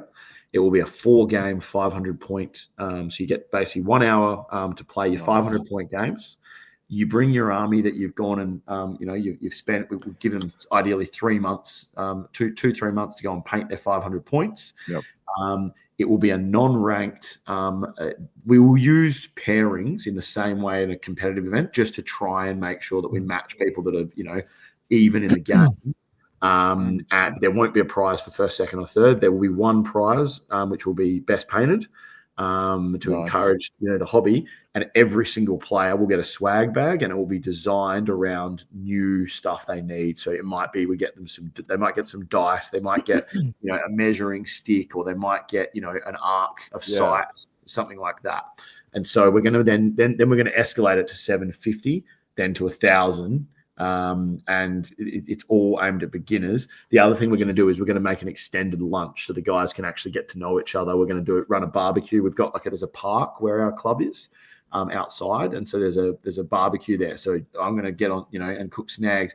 The great thing is, as a dad, it's 2 minutes from my house. So if you've got a club nearby, you can easily do this. A game store might have the facilities to do this as well. But what we're then going to do is we're going to use those events to reinvest terrain and mats into the club, so that we can then. Yeah, that's good. So it's all. And again, I think the good thing with this is you're only talking about 5 hours on a Saturday. I'm not giving up a whole day, because I've talked to people. I asked one of my mates. I was like, "Could you come and referee the Masters?" He's like, "Mate, I'll be honest. I've got 2 kids. If I'm giving up a day, it's to play." I was like, "No, fair enough. Each their own." But, I think the only way we're going to grow the game, unfortunately, is if people actually, give up some time. So, that's what we're doing up here.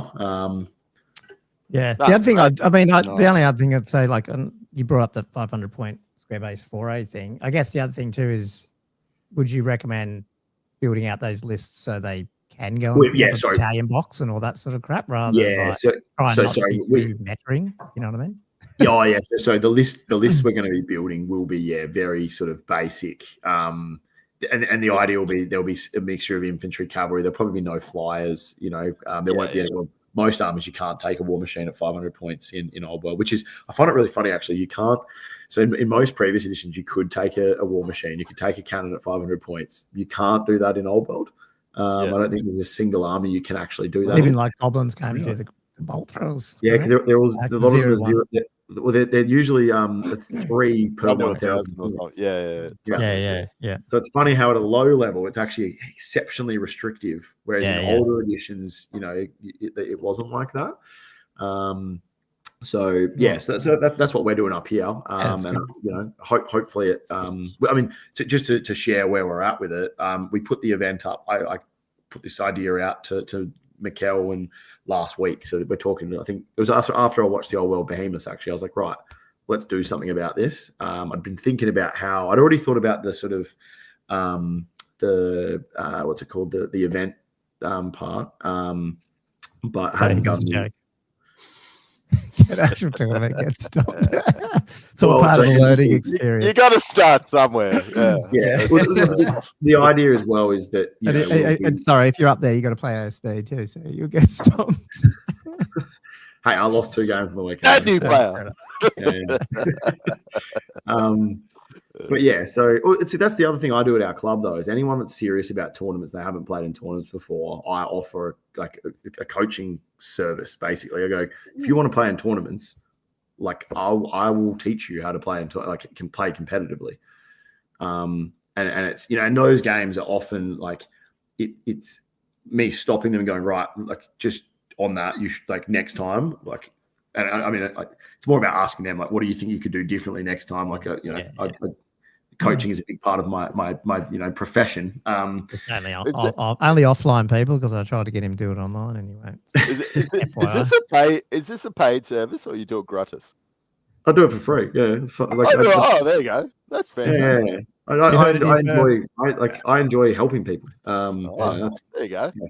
I like coaching and mentoring. So, yeah. So, there's a couple of guys that I've sort of helped in our and it's same with anyone can always send me an army list if they ever want help on that. Like, always happy to look at it and offer advice and all that kind of stuff. No, that's good, man. That's fantastic. But that's cool. Yeah. Sorry, were you just saying where it was and everything? You've covered all that, didn't you? Or were you just saying that? Yeah. Well, there we go. Here it comes. Here comes the Sinesh comments. They're coming out. I can help you out. Just cover my monolith. I am actually doing so my next army is actually a full, so because obviously I love challenges, right? So Warriors. I'm intrigued to hear this. Yep. So, hang on, can that be hobby though or not? Okay. Yeah, go hobby. Yeah, cool. Can we for that? Yeah. No, are we gonna have time for hobby at this rate, man? Just go for it. Are we segueing? Tell me the story. I want to hear the story. We're gonna have to segue soon. I've got to give the Patriots a shout out. Well, yeah, do the shout outs. I was gonna say I want to hear Josh's, because Josh has been dying to put his point forward. His what? No, Josh has been sitting back listening. So what's your forte for the whole, just the vibe? Mordheim needs more tentacles. Players and tournaments, and what we've just spoken about. What's your? I actually wanted to. I mean, well, the thing I actually wanted to. I was gonna keep talking about the gotcha stuff, to be honest. Because there was one particular situation I was trying to think of how you guys would deal with it, really, and that's more about when people are positioning things and they're positioning it with an intent to put it somewhere, but you can tell that it's not in the right spot, or they've got the rule wrong. Like, do you point out and go, like, I don't think that's actually, I think you're trying to do this, but you haven't actually done it in the right way. Or like for example, I had another situation where, like, you have an individual character and the opponent's placed it just like he's the slightly closest target, and then in his head he's like, if they're within some inches of the unit, they can't be targeted, but actually it's if they're closest, so you can still be targeted. Like, do you point that out, or do you just let them like get taken? It's an interesting one, actually. That is an ethical moral. This happened to me on the weekend. I was umming and ahhing over using a power scroll, and I chose not to because I hadn't noticed or I'd forgotten. I don't, for me, if I lose, it's excuses are aside, it's my fault, and this is my fault because I should have picked up on it. And normally I would.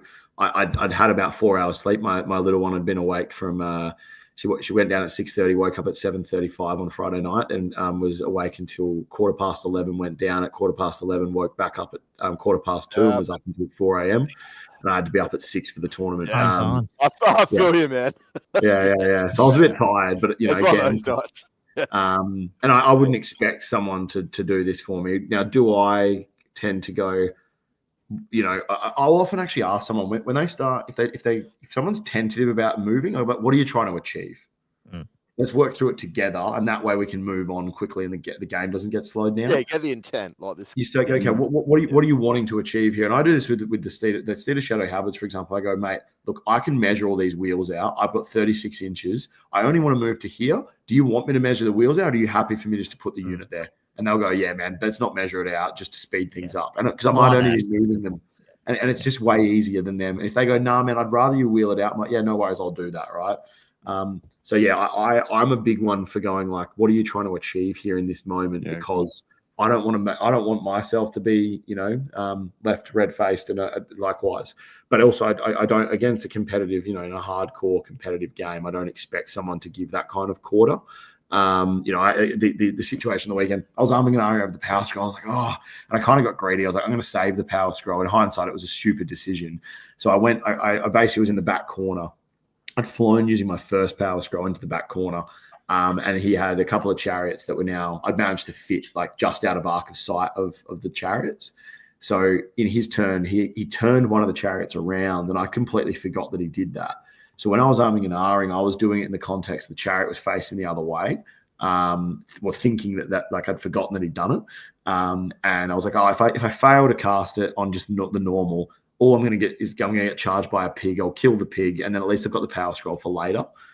In hindsight, like it also would have got me into dispel range. He got my Outriders with Viletide, killed the Outriders, just not the two characters the next turn. So in hindsight, I definitely should have used the power scroll. This was a mistake, right? Glad I made this mistake now, not, say in Masters, but I chose not to use the power scroll. Then as soon as I rolled it, I was like, oh God, that chariot's facing me. Oh no. But then I didn't actually realize it then. I realized it later because I didn't even turn to face it. Now, in a situation like that, if someone was arming and ahhing, I'd be like, just remember that chariot's turned around. That's what I would do in that scenario. I don't expect someone to do that for me, but I would do that. Unless I hadn't noticed it. Like, zone out a little bit and they're arming and ahhing, and you might, but if I was sort of focused and engaged on it, like, just remember I have turned around. Like, it obviously it's up to you. You make your decision, but, yeah, and unfortunately, I rolled a 9. I cast it, but then he rolled a 10 on his fated dispel. And yeah, and so I lost that game 11-9. But the thing was that was using the castle assaults, same 3 of the castle assault scenario objectives from last season, from last year, and so it was the one where you capture banners, and like realistically in this game, it was silly play. Like it was I just played risky, and. I like you got 1 point for what was the 5. It was 1-3-5 type thing. Yeah, 1-3-5, and so like it was. I had 3 banners. He only had 1.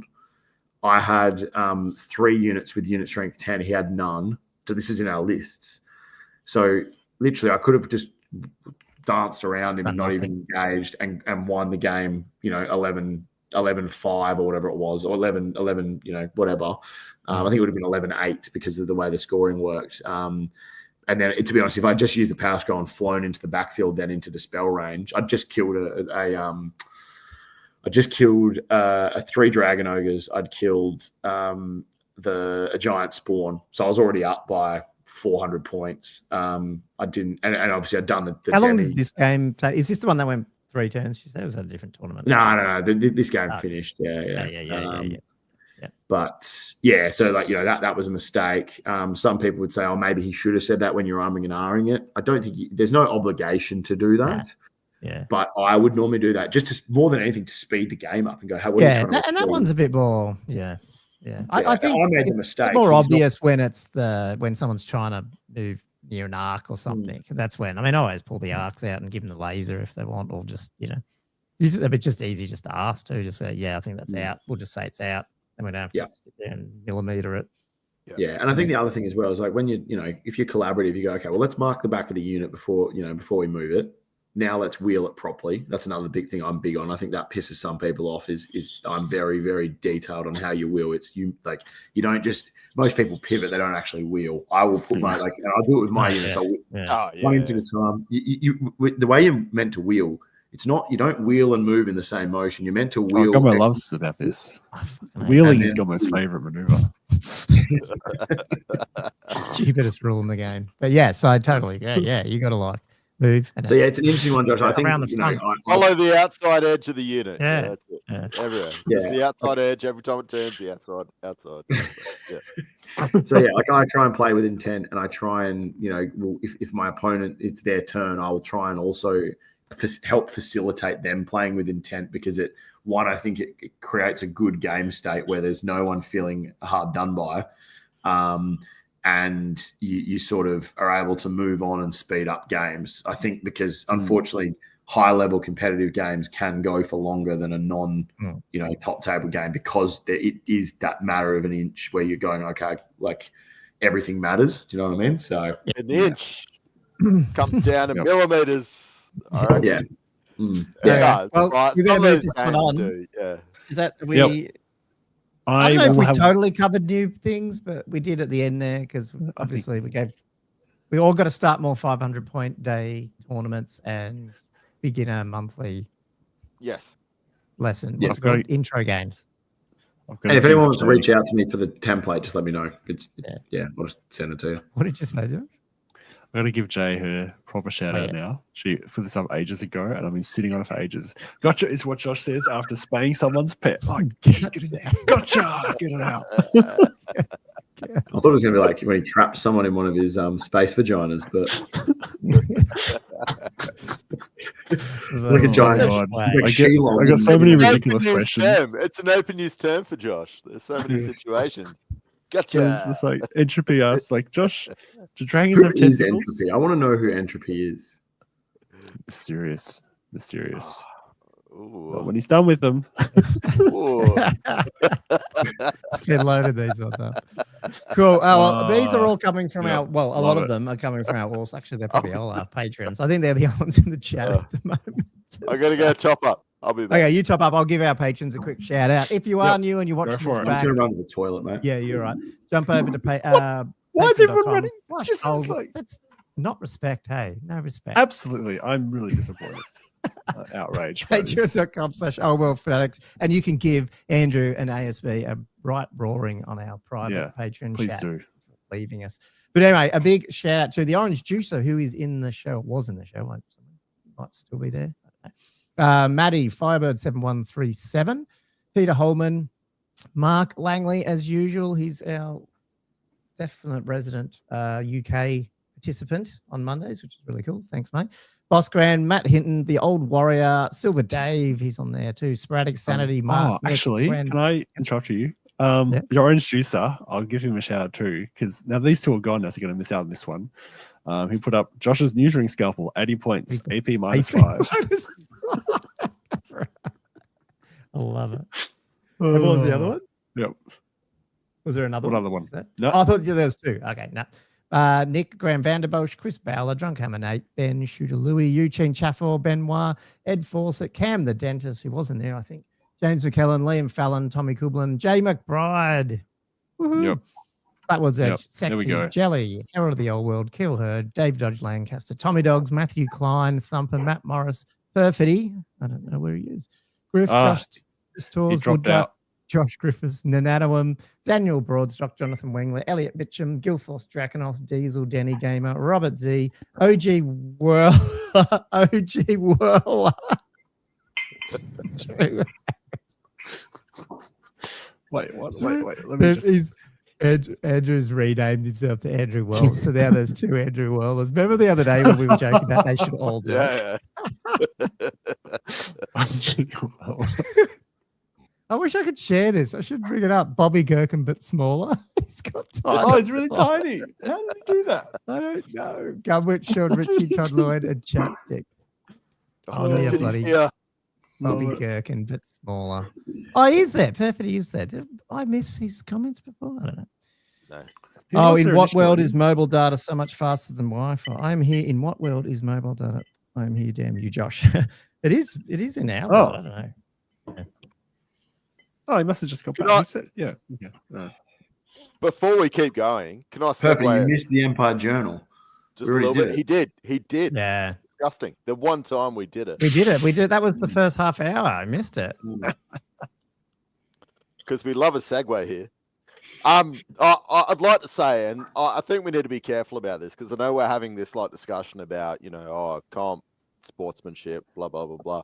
I think we really need to be careful to be protective, and I was talking to ASB about this, of our TOs and organisers to a certain extent, because if some stuff isn't to your liking, sometimes it can get very offensive to somebody who puts a lot of time and effort into something that they don't really get anything back from.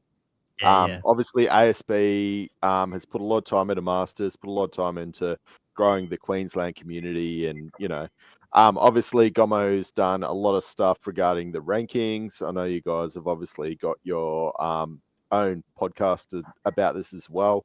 A lot of time and effort gone into this. So it is good if you do have feedback, just keep it constructive, because I think constructive feedback is so much more valuable than somebody probably being too strong in their feedback. It's just not good for anybody. It doesn't help anything. And I just think TOs and everybody in general, we just need to be protective, because if they're not doing it, who's doing it? That's exactly it.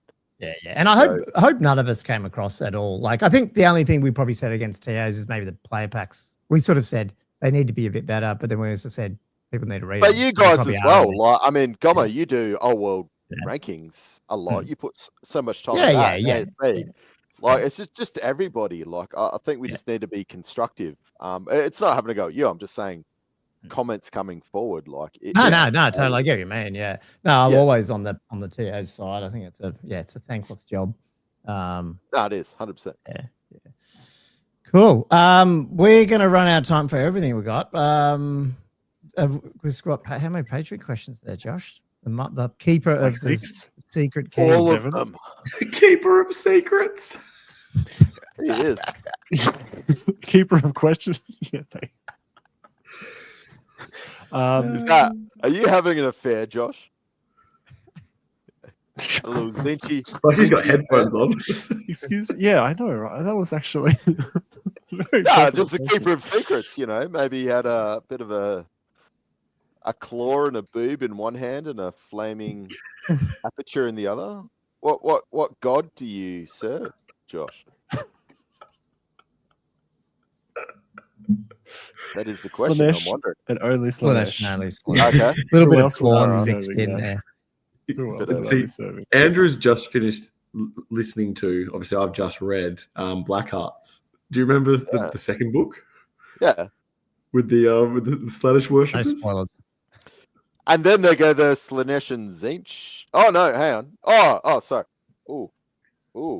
Sorry. Yeah. No. Oh, and there's that as well later. But I'm talking about when they I don't want to give any spoilers here because it's good. Anyone should read it. It is a fantastic. Also, actually, if there's anyone in Queensland that wants to borrow books off me, let me know.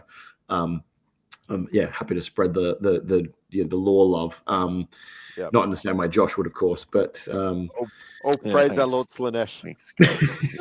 Thanks, guys. Fucking hell. Cool. Will we get through them, or can you try to keep us on track? Someone. Me? Someone on the questions. I do have something special to bring up because Mark definitely said we can't ignore the Beastmen. Put this up from he actually went to the effort of getting Dawi After Dark's opinion about the thing about the Arcane Urgency. He says, "Hey mate, somebody came out of the podcast I listened to from Australia where we play. They said in the UK we play that you can cast Arcane Urgency if you fail a charge." I'll zoom out a bit. Is that your experience? I hadn't seen that yet. And he says, "Hey mate, so rules are written you can, but most events say you can't. You can move again with a Rune of Haste if you're an agency. If you fail a charge, mind." Okay, all right. He's basically saying he can do it for dwarves, but he doesn't allow it with anyone else. No. Lol. So he's saying, what is he saying? They've basically ruled no, but he's saying rules is written. He's saying yes. Yeah. And the Rune of Haste is a definite yes. Is that what they're saying? Looks like it. I don't know how that's worded, that one. So. Yeah. The last 5 words confused me. So I was just going to say, actually, I forgot to say this before when Andrew mentioned how poorly the rule book's constructed. I agree it is poorly constructed in terms of it's not all in one place, but if you actually read it cover to cover, a lot of the stuff makes sense. And I know that there's very, very few people on this planet that would actually sit down and read it cover to cover, because then all of a sudden you go, oh, that's right. And it starts to actually make sense once you read the whole thing. So I understand Raw what he's saying there, but I would actually disagree because there's a third paragraph on the remaining moves section that's in italics that says that a model's movement is already expended for the turn or something like that. So again, I think there's certain Raw, rules as written arguments where people go, oh, but Raw, but they don't actually look at every single reference, understandably, because it's laid out like that, right? So, yeah. I'll have to go back and look at that later because I obviously haven't run into it. I can see the Raw argument. I'm not saying I can't. It's one of those, it's an edge case where I can see why. It's a bit like, remember how drilled? Everyone's like, there's no way you can use it and then charge. And then everyone's like, even though I was always on the can. But I mean, this is the edition where immovable objects are only immovable in the remaining moves phase. So, they can move. Can remaining moves my casket all the time. So it's just bizarre. So sometimes it just doesn't make sense. But it's all cool. Let's smash through a few questions. Is there anything I did? Yeah, because I wanted to at least shout out that the Beastmen are out and give them a little bit of love that they've arrived. But I don't think we really need to go through too much on it. I think, is there a question that involves the Beastmen? Is that you're asking me? No, I'm just saying we had that as news. That was the only piece of news. Okay, well, I can lead in with a question because perfect to ask. Why does GW suddenly love Beastmen? There you go. Well, there we go. They're going to make money out of them a little bit maybe now. Is that what's happening? Can I be a childish or no? Well, yeah, go for it. I'll answer. No, I'll be. No, it's going to be a child. Anyway, so we have them. Childishness. Once we've got the same pre-orders as everyone else, I don't know. That's probably normal now. Actually, it's probably settled down that we're getting them on the same day. Beastmen are here this week. People, get your pre-orders in at the end of. I don't think anything came out of it weird from that article that you guys read on Warhammer. Also, the High Elf MTO. MTOs are out for them and Wood Elves. Yeah, and Wood Elves. It was a jam-packed release actually this week. Yeah, a lot of. I think Cathay might be here by the new.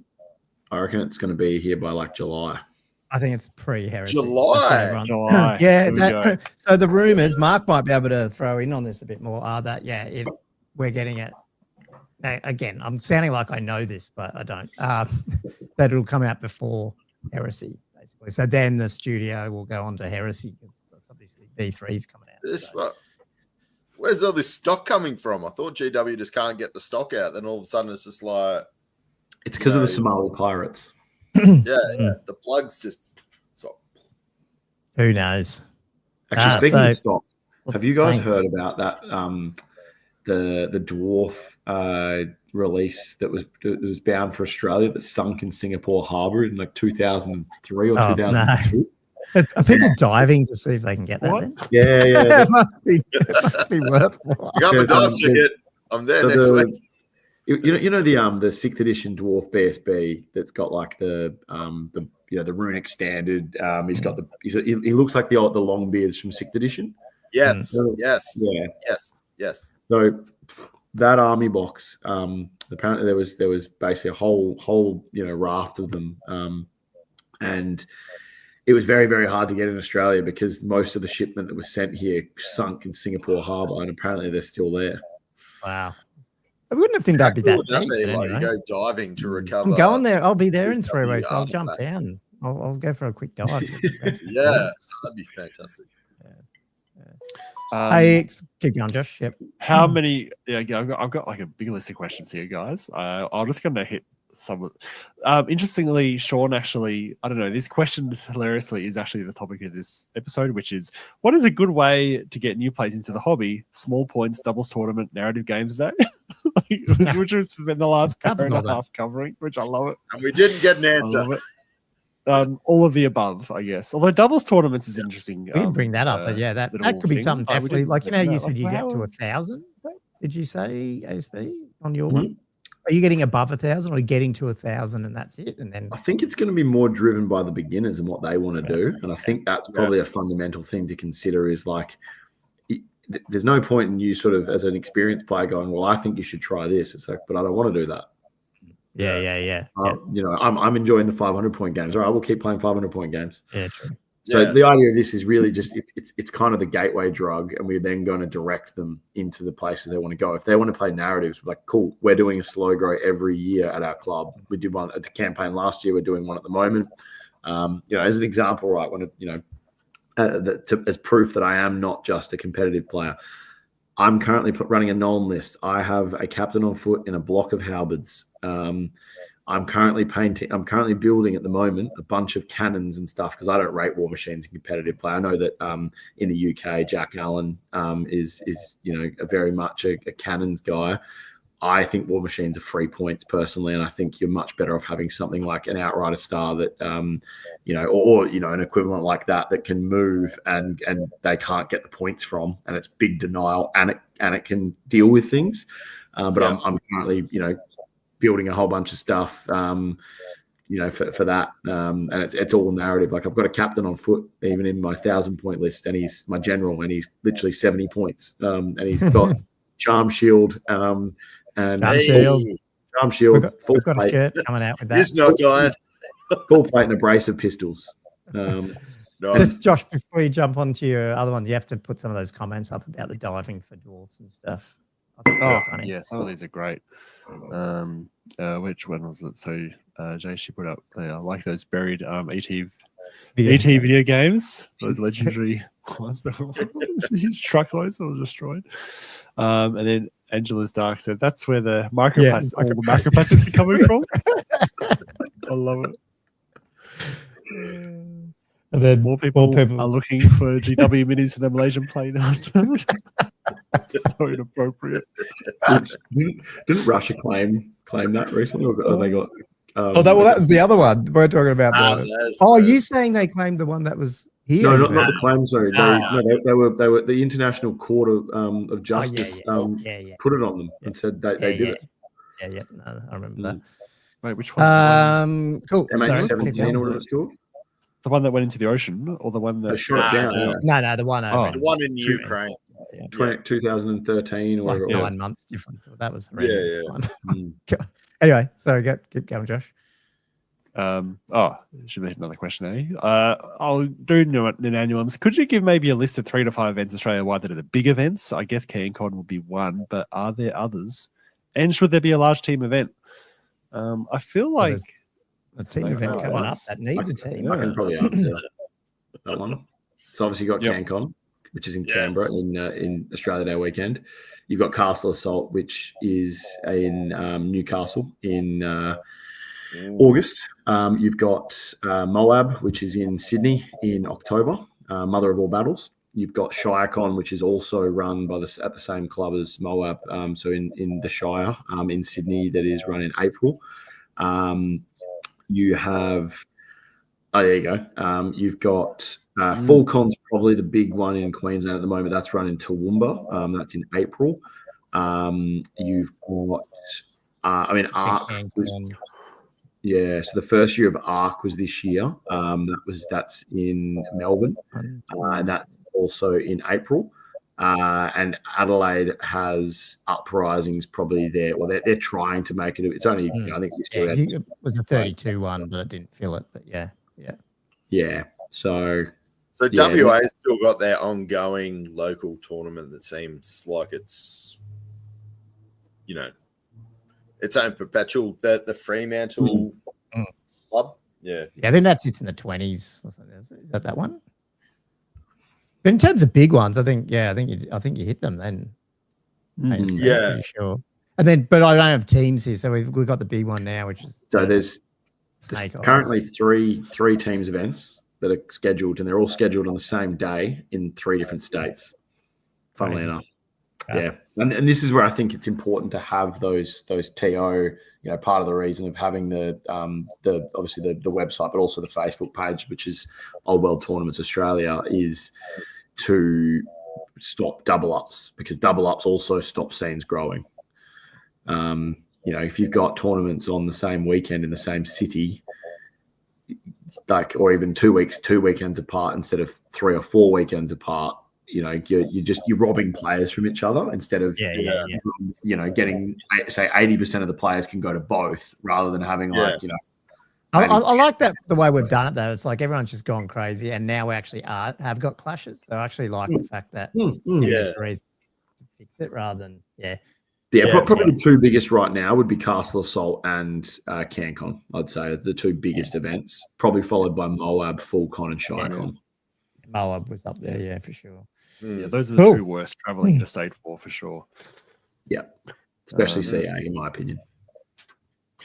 Just to pop up a little bit of work in progress, popped up in the live stream chat. Ghost. So I think here's a fellow that put up the It's so that noble guy. Oh yeah, from last week. Yeah, the other week. This is a bit of a soul grinder. Now he's putting together. That will haunt How many is that? tonight. That is awesome. Yeah, nightmarish. But That I is shouldn't so say that good. because apparently that's all in my jam. That is. I got another question. So Firebird asks, what's the best prize you've seen or won at a tournament? Is cash/store credit always king, or is it better to have something more creative? So the most expensive prize that I've ever seen is Uprising 40K in Adelaide because it's a 300-player tournament. I went to the Old World one because it was 2 days in January. The first prize is $2,500 voucher to pay for your flights to the US because you get a golden ticket to go to. Is it a Adepticon? It's what was it the LA?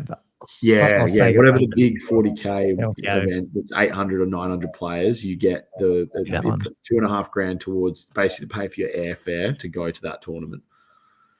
Probably the wife says no. And then you're like, Entry's also running at a Masters Comp in Melbourne at the end of July. Who is Entry? Is it? I wonder if it's is it Danny or is it Nick? And the funny thing is, I probably knew, and now I can't remember because there's too many names. I wonder if it's Hohen or Danny, one of the two. No, or is it both of them? Nah, I don't think it is. Or is it Tanfew, Reese McGlynn? Could be. Yeah. Yeah, I reckon it's one of those three. Or both. Maybe it's the three of them working in like tandem alter egos together. I was going to say, I mean, from my point of view, like store or credit, all that, I'd rather like a medal or a medallion-y type thing myself. Like I like those type of ornamental things. However, if you're talking about 300 point player tournament money, I think when you're getting to that sort of money and a flight to something like that, that's definitely awesome. But so it's one of the probably. I remember being at like one of the things that really spurned me on at my very first tournament, which was a tournament called SA Con in Adelaide. There was only 12 people for Warhammer Fantasy 6th edition, and there was maybe 30 for 40K. There was a Lord of the Rings tournament as well. It was kind of the sort of blended event that you had in Adelaide. Lots of different game systems, and the first prize for fantasy was the 6th edition. It was Ogre Kingdom's army box, like the one that was like $400 that came out. Like that was first prize, and I just looked at it. I was like, I want to win that. So I'm a big fan of that kind of stuff personally. But I think if it's it would have been a carton of West End being from the old the Red Devils. Yeah. I have just an interjection on the live stream Discord chat. I wish I could pop these up into the video, by the way. So by the handle of Khan, ASB's gone. At Food Monster. So I wonder who this is. He says, I have won an Adepticon flight and hotel ticket, etc. For X. It was awesome. That's Ak. That's Actor. Yeah, Food Monster. We just ripped him off before about his snakes. Is that him? Jelly snakes. Yeah, he loves it. Was that his snakes? That's assuming. That's ninth age. That's ninth age all over. Just slightly represents. It's fine. That's all right. I love that. He's hilarious. He's on there. What it is. Liverpool fan. You got to come and grace the YouTube chat, Actor. Anyway, keep pushing it, Josh. Yep, I got another one. So, this is Bobby Gherkins. Question: what army do I bring to Castle Assault? He's playing ninth. Debut Patreon question. How come you didn't read his name out, Patreon name, before saying that? I'm not going to read his name out. but hold on a second. I refuse. I swear I saw the other day that Kieran is playing ninth age, not old world. Is he? There's 9 people playing ninth age, and Kieran was one of them. It might be a different Kieran. It might be Kieran There's Pink. 2 Kierans in that area. No, so wait, is Bobby Gherkin Kieran McPartland, not Kieran Pink? Yeah. Oh, Yeah. So when I was saying, I thought Kieran Pink's playing ninth age there. I mean, I thought it was Kieran. I thought Bobby Gherkin was Kieran Pink. Although I'm pretty sure, didn't Bobby Gherkin? Didn't you? I think he wanted to grudge. He said that he was going to grudge me last year at Castle Assault because we drew. It was a really, really intense game. But yeah, there you go. I didn't realize it was that Kieran. I thought it was Kieran Pink all this time. No. Because I thought Bobby Gherkin can drink a beer in half a second? We've got video footage of that. One gulp. Same Kieran? Yeah. I believe it is. Yeah, you can. Yeah. That same lineup. We got behind you, and I was like, "Oh yeah." Oh wait, was that in the Was that when I was yelling like "Get your hands off my penis" at the top of my lungs? God, who knows, man? After drinking the Kimona Cup last year, that was brutal. That point. Maybe this year we can grace the patrons with some private video footage of the boat race, because we try to keep it a bit private, I think. Well, actually, it probably doesn't matter now. The thing's shut. We don't have to worry about licensing and stuff. Does that mean that I can wear a singlet and a hat without getting told off? Yeah, I think so. I still find it so funny how it's maybe Josh hasn't heard that whole story yet. Sorry, what are you talking Gallipoli about? clubs shut at the moment. What, didn't we talk about this the other week? No. Oh, sorry, people. No. This is probably the last house. So they've voted to sell the building because they've run out of money. So until they sell, they have to close, because I think they're doing renovations to do that. But they're keeping any prior bookings, so we've still got it for Castle. But as a result, there's no there's no I don't call it mandate anymore. Sorry, I'm just laughing at Jay. There's no monthly meetup yet and it may start again because they might get an option then to rent for 6 years, like 3+3 lease. But this might be the last Castle. But it also might be the last Castle Assault there, because who knows? Someone might buy the building and want to. No, I'll be at Kendall's house. He said. Yeah. Okay. Fair enough. So that's why. Yeah, Josh, you may have done your last wear rank and flank thing because you're playing Mordheim. It's your you dog. You know what you could do? That does actually make me say, you could create. What? You could create last Castle Assault. Castle Assault in the Vines. Yeah, well, merge them. Yeah. Yep. Wait, so the mandates are all off? Oh my god! I had no at the idea. moment, yeah, at least for the next couple of months. I think it's only going to be a couple of months until they know what's basically your fault for going back to Victoria, Josh. That's what I heard. Yeah. No, I take full responsibility. Anyway, hang on, we didn't answer. Poor Kieran, we didn't answer his. What should he take? I know we still haven't answered this question. So he's done demons. What's he done? Militant Demon ogres. He ran ogres last year. He ran orcs and goblins for sick bed the year before. Okay, and then he did demons at CanCon, Josh, was it? No, Andrew? Yeah. You played him at CanCon, didn't you? Yeah, I played him at CanCon. Yeah, he ran it was you, Josh. Yeah. I'm just mixed. laughing. No, it's mixed demons. Entropy says Cathay. It might be up. You never know if it's out by then. Yeah, out by then. It might be able to do it. I don't know what I was going to... By the way, I was going to put this... I didn't get a chance to interject with this, but Entropy, I feel like... Just throw some shade out there. I feel like he's too funny and amusing to be a dweller's.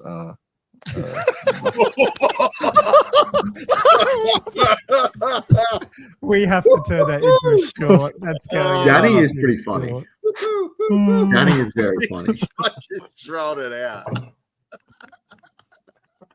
That's so. Just put it out there. It's consistently funny comments. There we go. Now, having said that, you know what's joke on them?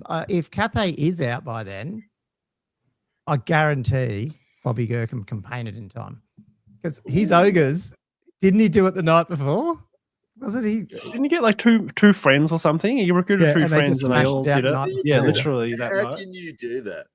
It's airbrushed and stuff, but I'm pretty sure if he's still on. Confirm that. I'm pretty sure that's what he told me. I'm pretty sure it is. It's 3 colors. Yeah. So, I don't know how you do that. That'd be nuts. Yeah. Yeah, he how told we me going? they're painted as Smurf. Oh, sorry. Yeah, I think I got that. Sorry, I was just jerked in a bit ASB. That's okay. It's sort of, I don't know, lagged. Cool. Any All other right, questions? what am I going to do? Let's do one. I've got a I think it few was the more, table but I problem, can. actually. Oh, I can do this one for sure. Perfity, I'll put him in.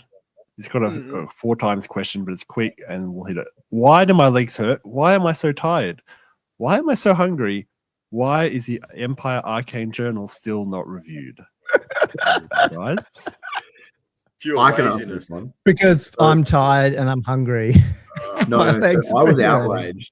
I was outraged, Perfity, as someone who also wants to do the Empire Arcane Journal. When I saw last weekend, Oh, yeah.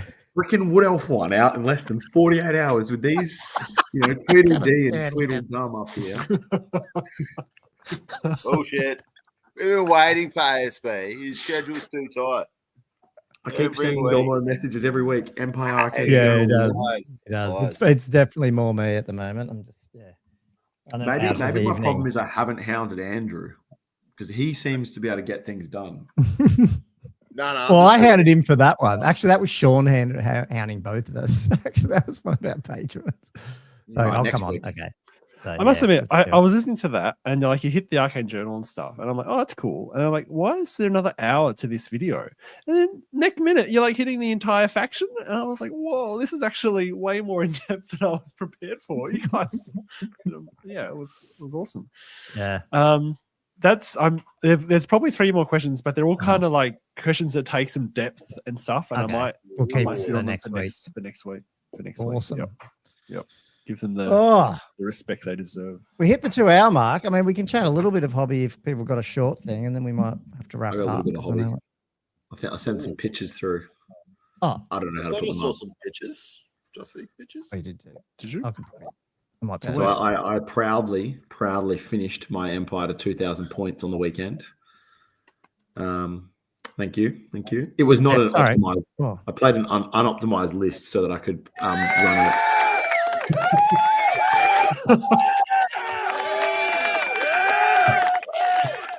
Okay, sorry. Yeah, I took a slightly unoptimized list so that I could get a fully painted army on the table because I just wanted to get it a fully painted army. I pretty much the only thing I have to paint for my actual normal. This was a different comp too. So there's a part of an army shot. Ooh, that is part of an army. That is nice. There they are.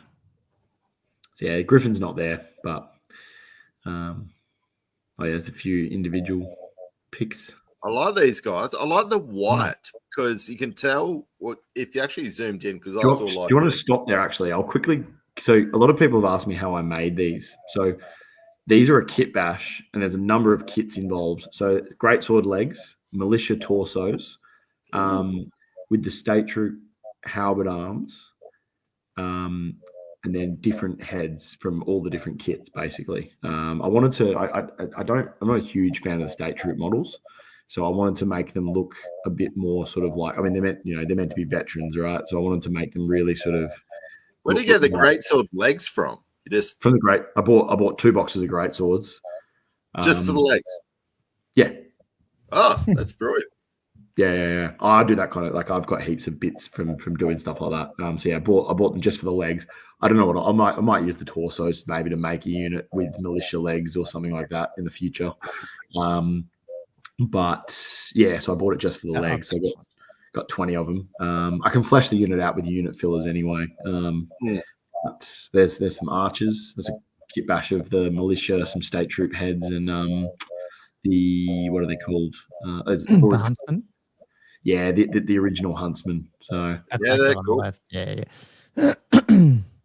Oh, there's your Ulrich dude, the mounted one. There's the king. Oh, the king. The dragon slayer. Demonology, dude. Nice. That took me. That's cool as. Those flames took me a long time. I've never painted flames before. Yeah. Yeah. That's a combination of Outriders and Pistoliers. Yeah. You're just running them all as Outriders, though. Is that what you do? At the moment, I've got another. Oh, did you get any another? So I've got another 15 Outriders to paint, 5 more for that unit, and then another unit of 10. Mm. There's the Warrior Priest. The Demis. It's very neat. You know, hobby station. Yeah. Very organised. I like. Yeah, very clean. Impressive. You know, were we talking about shitties? Yes, Andrew. You know, you were talking about the drying up Citadel paints the other day. Yeah, I bought Avalon Sunset, a new pot through Amazon probably 4 months ago. Opened it. It's fucking dry. It's dry. That's a red one, isn't it? I gotta hear something. I mean, it's notorious for it, but I couldn't believe it was dry. I haven't even used it yet. So these guys are meant to be the Grim new and unopened for the book. These are these. Which are these? So these halberds. So like that's meant to be Rex, the musician. I've also got the Mastiff from the Mordheim Witch Hunters to paint up for the unit. Is this bottle and stuff of that from the militia kit? Is that what those ones are from? The bottle is from the crossbowman kit, I believe. The handgunners. I think it was. His head locked myself. Love it. Yeah, I haven't done any freehand yet on the banner. I do plan on doing that. I want to do them all at once. Once I've get to that point, but it's a process. The banner. You don't want to rush it. You could also do like that transfery stuff that Josh was doing and stuff, but still paint it and stuff. That's another way of doing it. Just gotta buy the transfer paper. You can get it quite easily, and then just find a design, print it off. Cool. I do find when you're doing it though, there's an important thing to do, and that is that if you use a laserjet printer, which is a little bit less like nice sort of resolution, it actually like puts it into the transfer paper nicely. Whereas the inkjet printer, even though you can use color, if you hit that with any kind of acrylic or water basing, it'll just everything will run. So you got to hit it with some varnish if you do that, which is just to be aware of. So I find it easy to use. I've only ever used transfers once, and I used them on an entire army, which was on my Bretonians. Sounds breaking your house, comment. So my Bretonians have, I mean, I think you guys have probably all seen them. Andrew, probably the closest. Every single knight has 5 Black Templar transfers on them. So I use the GW, those ones. Black Templar, like 3rd or 2nd edition. Look good, eh?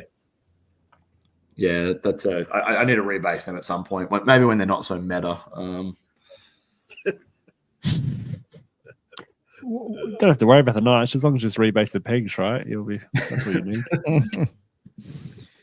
Oh, cool. Well, you finished it. That's good, man. First big old world army done.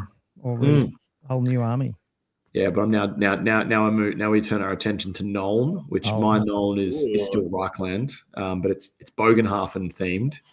We've come up with this theme that basically the 4 families that rule Bogenhafen, they've got an agreement with the Prince of Reichland. Bogenhafen?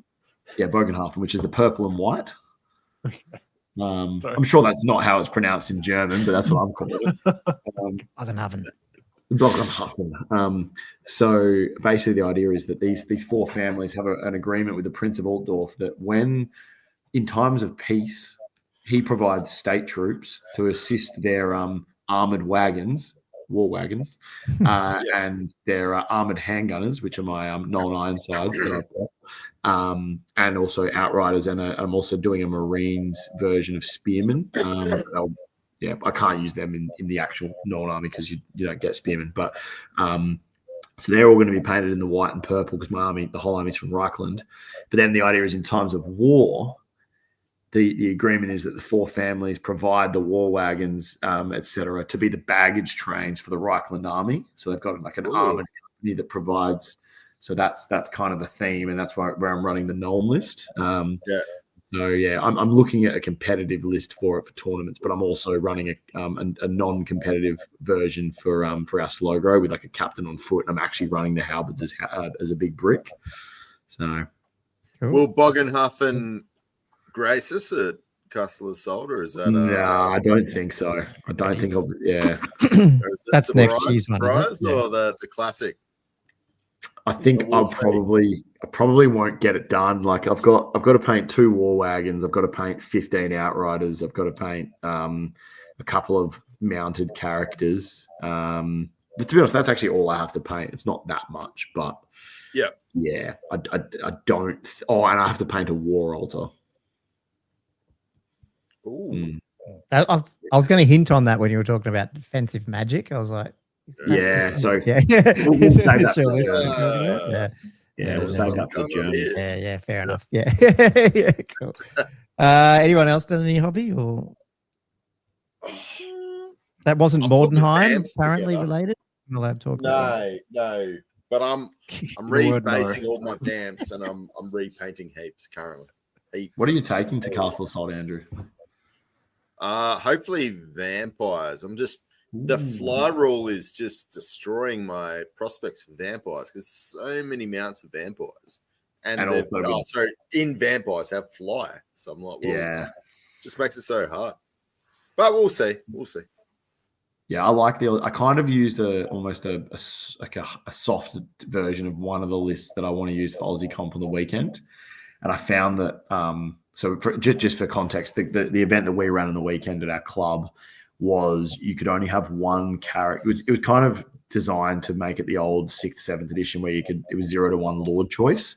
So we made it 0 to 1 character where you could take 75 points of magic items, as in not, you couldn't take one that could normally take it and take less than 75. It was only, say, 1 Empire General or 1 level 4 wizard in your army. I tried to take the level 4. One thing I did find with myself was I was a little bit tentative with my outriders. I didn't vanguard them once, for example, even laterally, just out of fear of if they died, then I'm like, well, where's my punch and how am I going to pick up points? Because normally I'm like, okay, well, I've got the Griffin, I've got them, I've got the Demis, I've got, but just having one less threat. So 3 is the magic number. You need 3 threats. 2 is just not enough.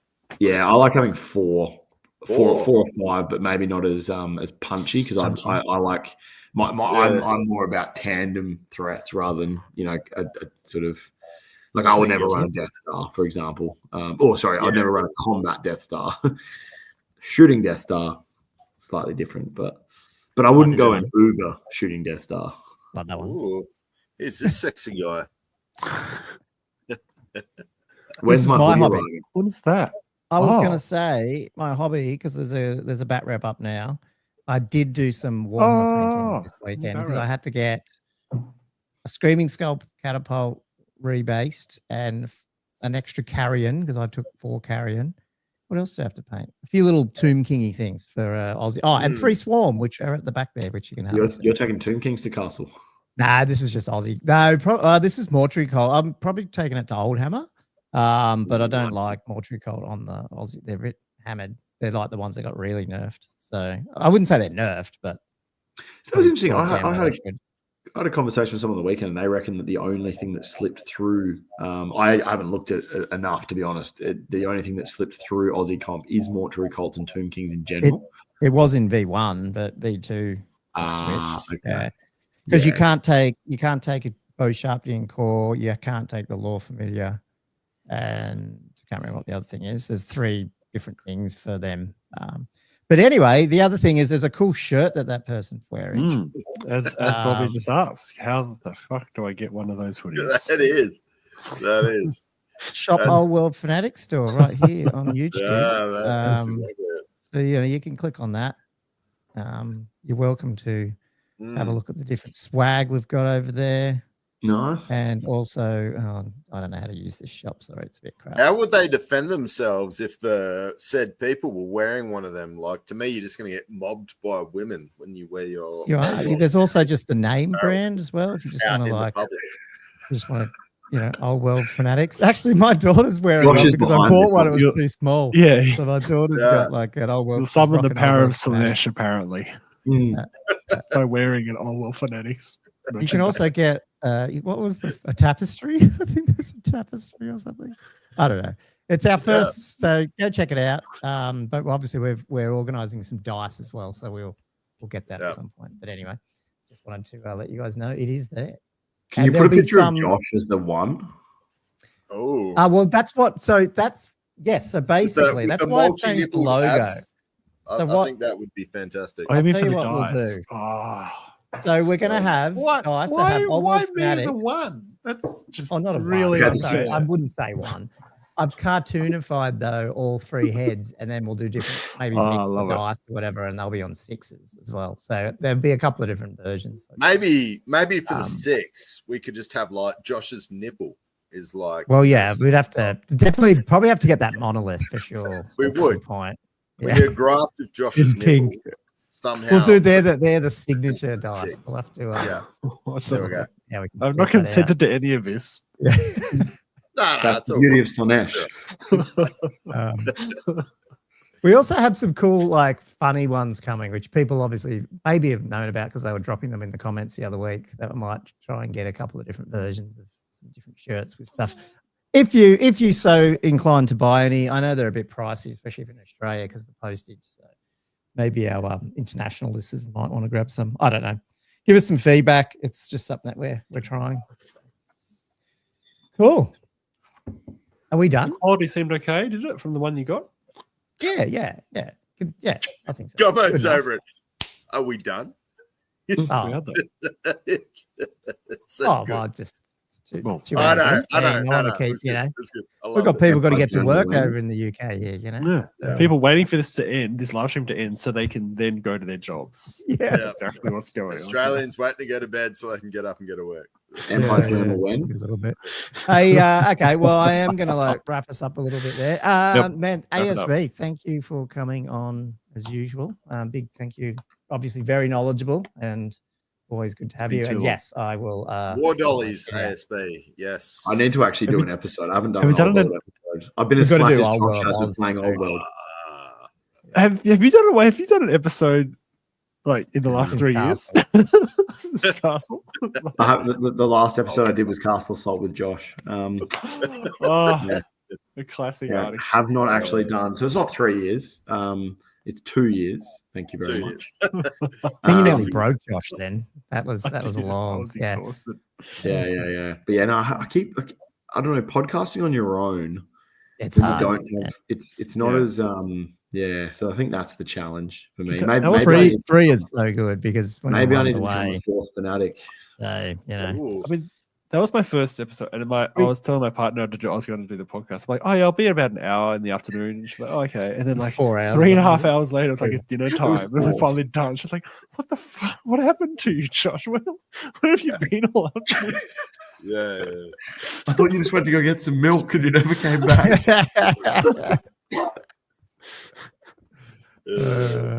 Yes, we have that. Obviously, ASB's got Old Wood of Oz in there and Starkey, which I guess we're due as well. Yeah, we are due. Yeah, that's really good. I love what you guys do. It's really good combat. And obviously, it's getting. God, man, we were talking about starting to get some people on as it gets towards Masters. So probably have to. Yeah, well, I was thinking today about we need to finalise the survey. So yeah. Anyway, that's I noticed you did put that post out. So I guess if you are listening to this far back and you are in that top 30, you probably make sure you're registered on the site or send me or ASB your emails. I did get one through as a messenger. Yeah, ASB, cool. So I'll put up a sheet so we can track it. Yeah, cool. Sweet. Anyway, anything you guys want to shout out or anything? Oh, Andrew, are you coming? Are you going to come to Masters, mate? Am I coming to Masters? Well, I'm doing a 2-story renovation from 1 story, so I think I'm going to be unable to attend. But I need to double check. Serious. Can I give my ticket to Gommo? Because Gommo goes on. No, I'm way too far down. Down. Holidays every second week, I think. 3rd week? You're going. I am going in. Yeah, I'm going away in 3 weeks. Yeah. Oh, there we go. So you told her. Yeah. But yes, I'll have to get back to you. Yeah, that's right, mate. One of the survey questions is actually going to be, I plan on attending. So that way we can kind of get a gauge of, okay, how many people, and we can start then having early conversations with the guys that. Well, I would enjoy a wooden spoon, so that'd be good. It'd be fitting for my master. Lucky only takes you so far. Where were you ranked in that? Was it? I think it's like 11th or 12th, isn't it? Yeah, that's what I thought. It wasn't down the bottom. I don't know. Of the 20, I mean. Like, yeah. Okay. Oh, there's charm shields out the ass in that last one. The amount of charm shields I roll, 5+, can roll a 5+ when I need to. The funny thing is, I think the enchanted shield sucks because it doesn't work against magical attacks, but the charm shield is value for 5 points. Charm shield's great. Yeah. Enchanted shield is like any. Well, technically, it's only 2 points, isn't it? Really, because you're probably taking a shield anyway. Yeah, well, 3 points. Yeah. Well, it depends. Yeah. But it's like I think enchanted shield is rubbish because it doesn't work against magical attacks or whatever it is. So like any save like that, I'm like, no, I want to always work save. Like I'd rather take the charm shield that's once off, works against everything. Than even 2-hand weapon guys, just charm shield, just put it on there. Mm-hmm. Someone's going to cannon you somewhere. You're going to be like, oh yeah, charm shield, 5 up. Sorry, never know. Yep. Tactics, mate. You just had to wait 2 hours and 19 minutes in. Yeah. Cool. Okay, I am wrapping this one up because I do have to get up as well. So thank you for listening to another Old World Fanatics live stream. Thanks for all the patrons. If you want to join that, jump over to patreon.com/oldworldfanatics. Jump over to Old World of Oz on YouTube. Jump over to Old World Fanatics YouTube and check out our store. And I guess, what else do we want to say? Is there anything else we want to talk about? What are we doing next week? We don't even know. Empire Arcane Journal. Empire Arcane Journal coming, and we'll probably be doing Beastmen at some point as well, because I'm guessing we're going to see some leaks. So it'd be a pretty good week ahead, I think, of Old World goodness, hopefully. Yeah, so, it will be good to go through next week, maybe the survey as well, if we have maybe 30 minutes. It's only like 9 questions, but it'd be good to see the answers. And there were some things that swung around a bit, I thought. It's good community feedback. I like it. I think it vibes with kind of what a lot of people have been talking about. So. Okay, cool. Now we'll do that then. Okay, and leave us comments, guys, on this video for any other tips around what newbies, setting up 500-point tournaments, all that sort of stuff. Leave us questions for next week. Like, subscribe, and all that sort of stuff. Really appreciate it, guys. And anyway, I'll see you guys during the week or next week. So see you guys.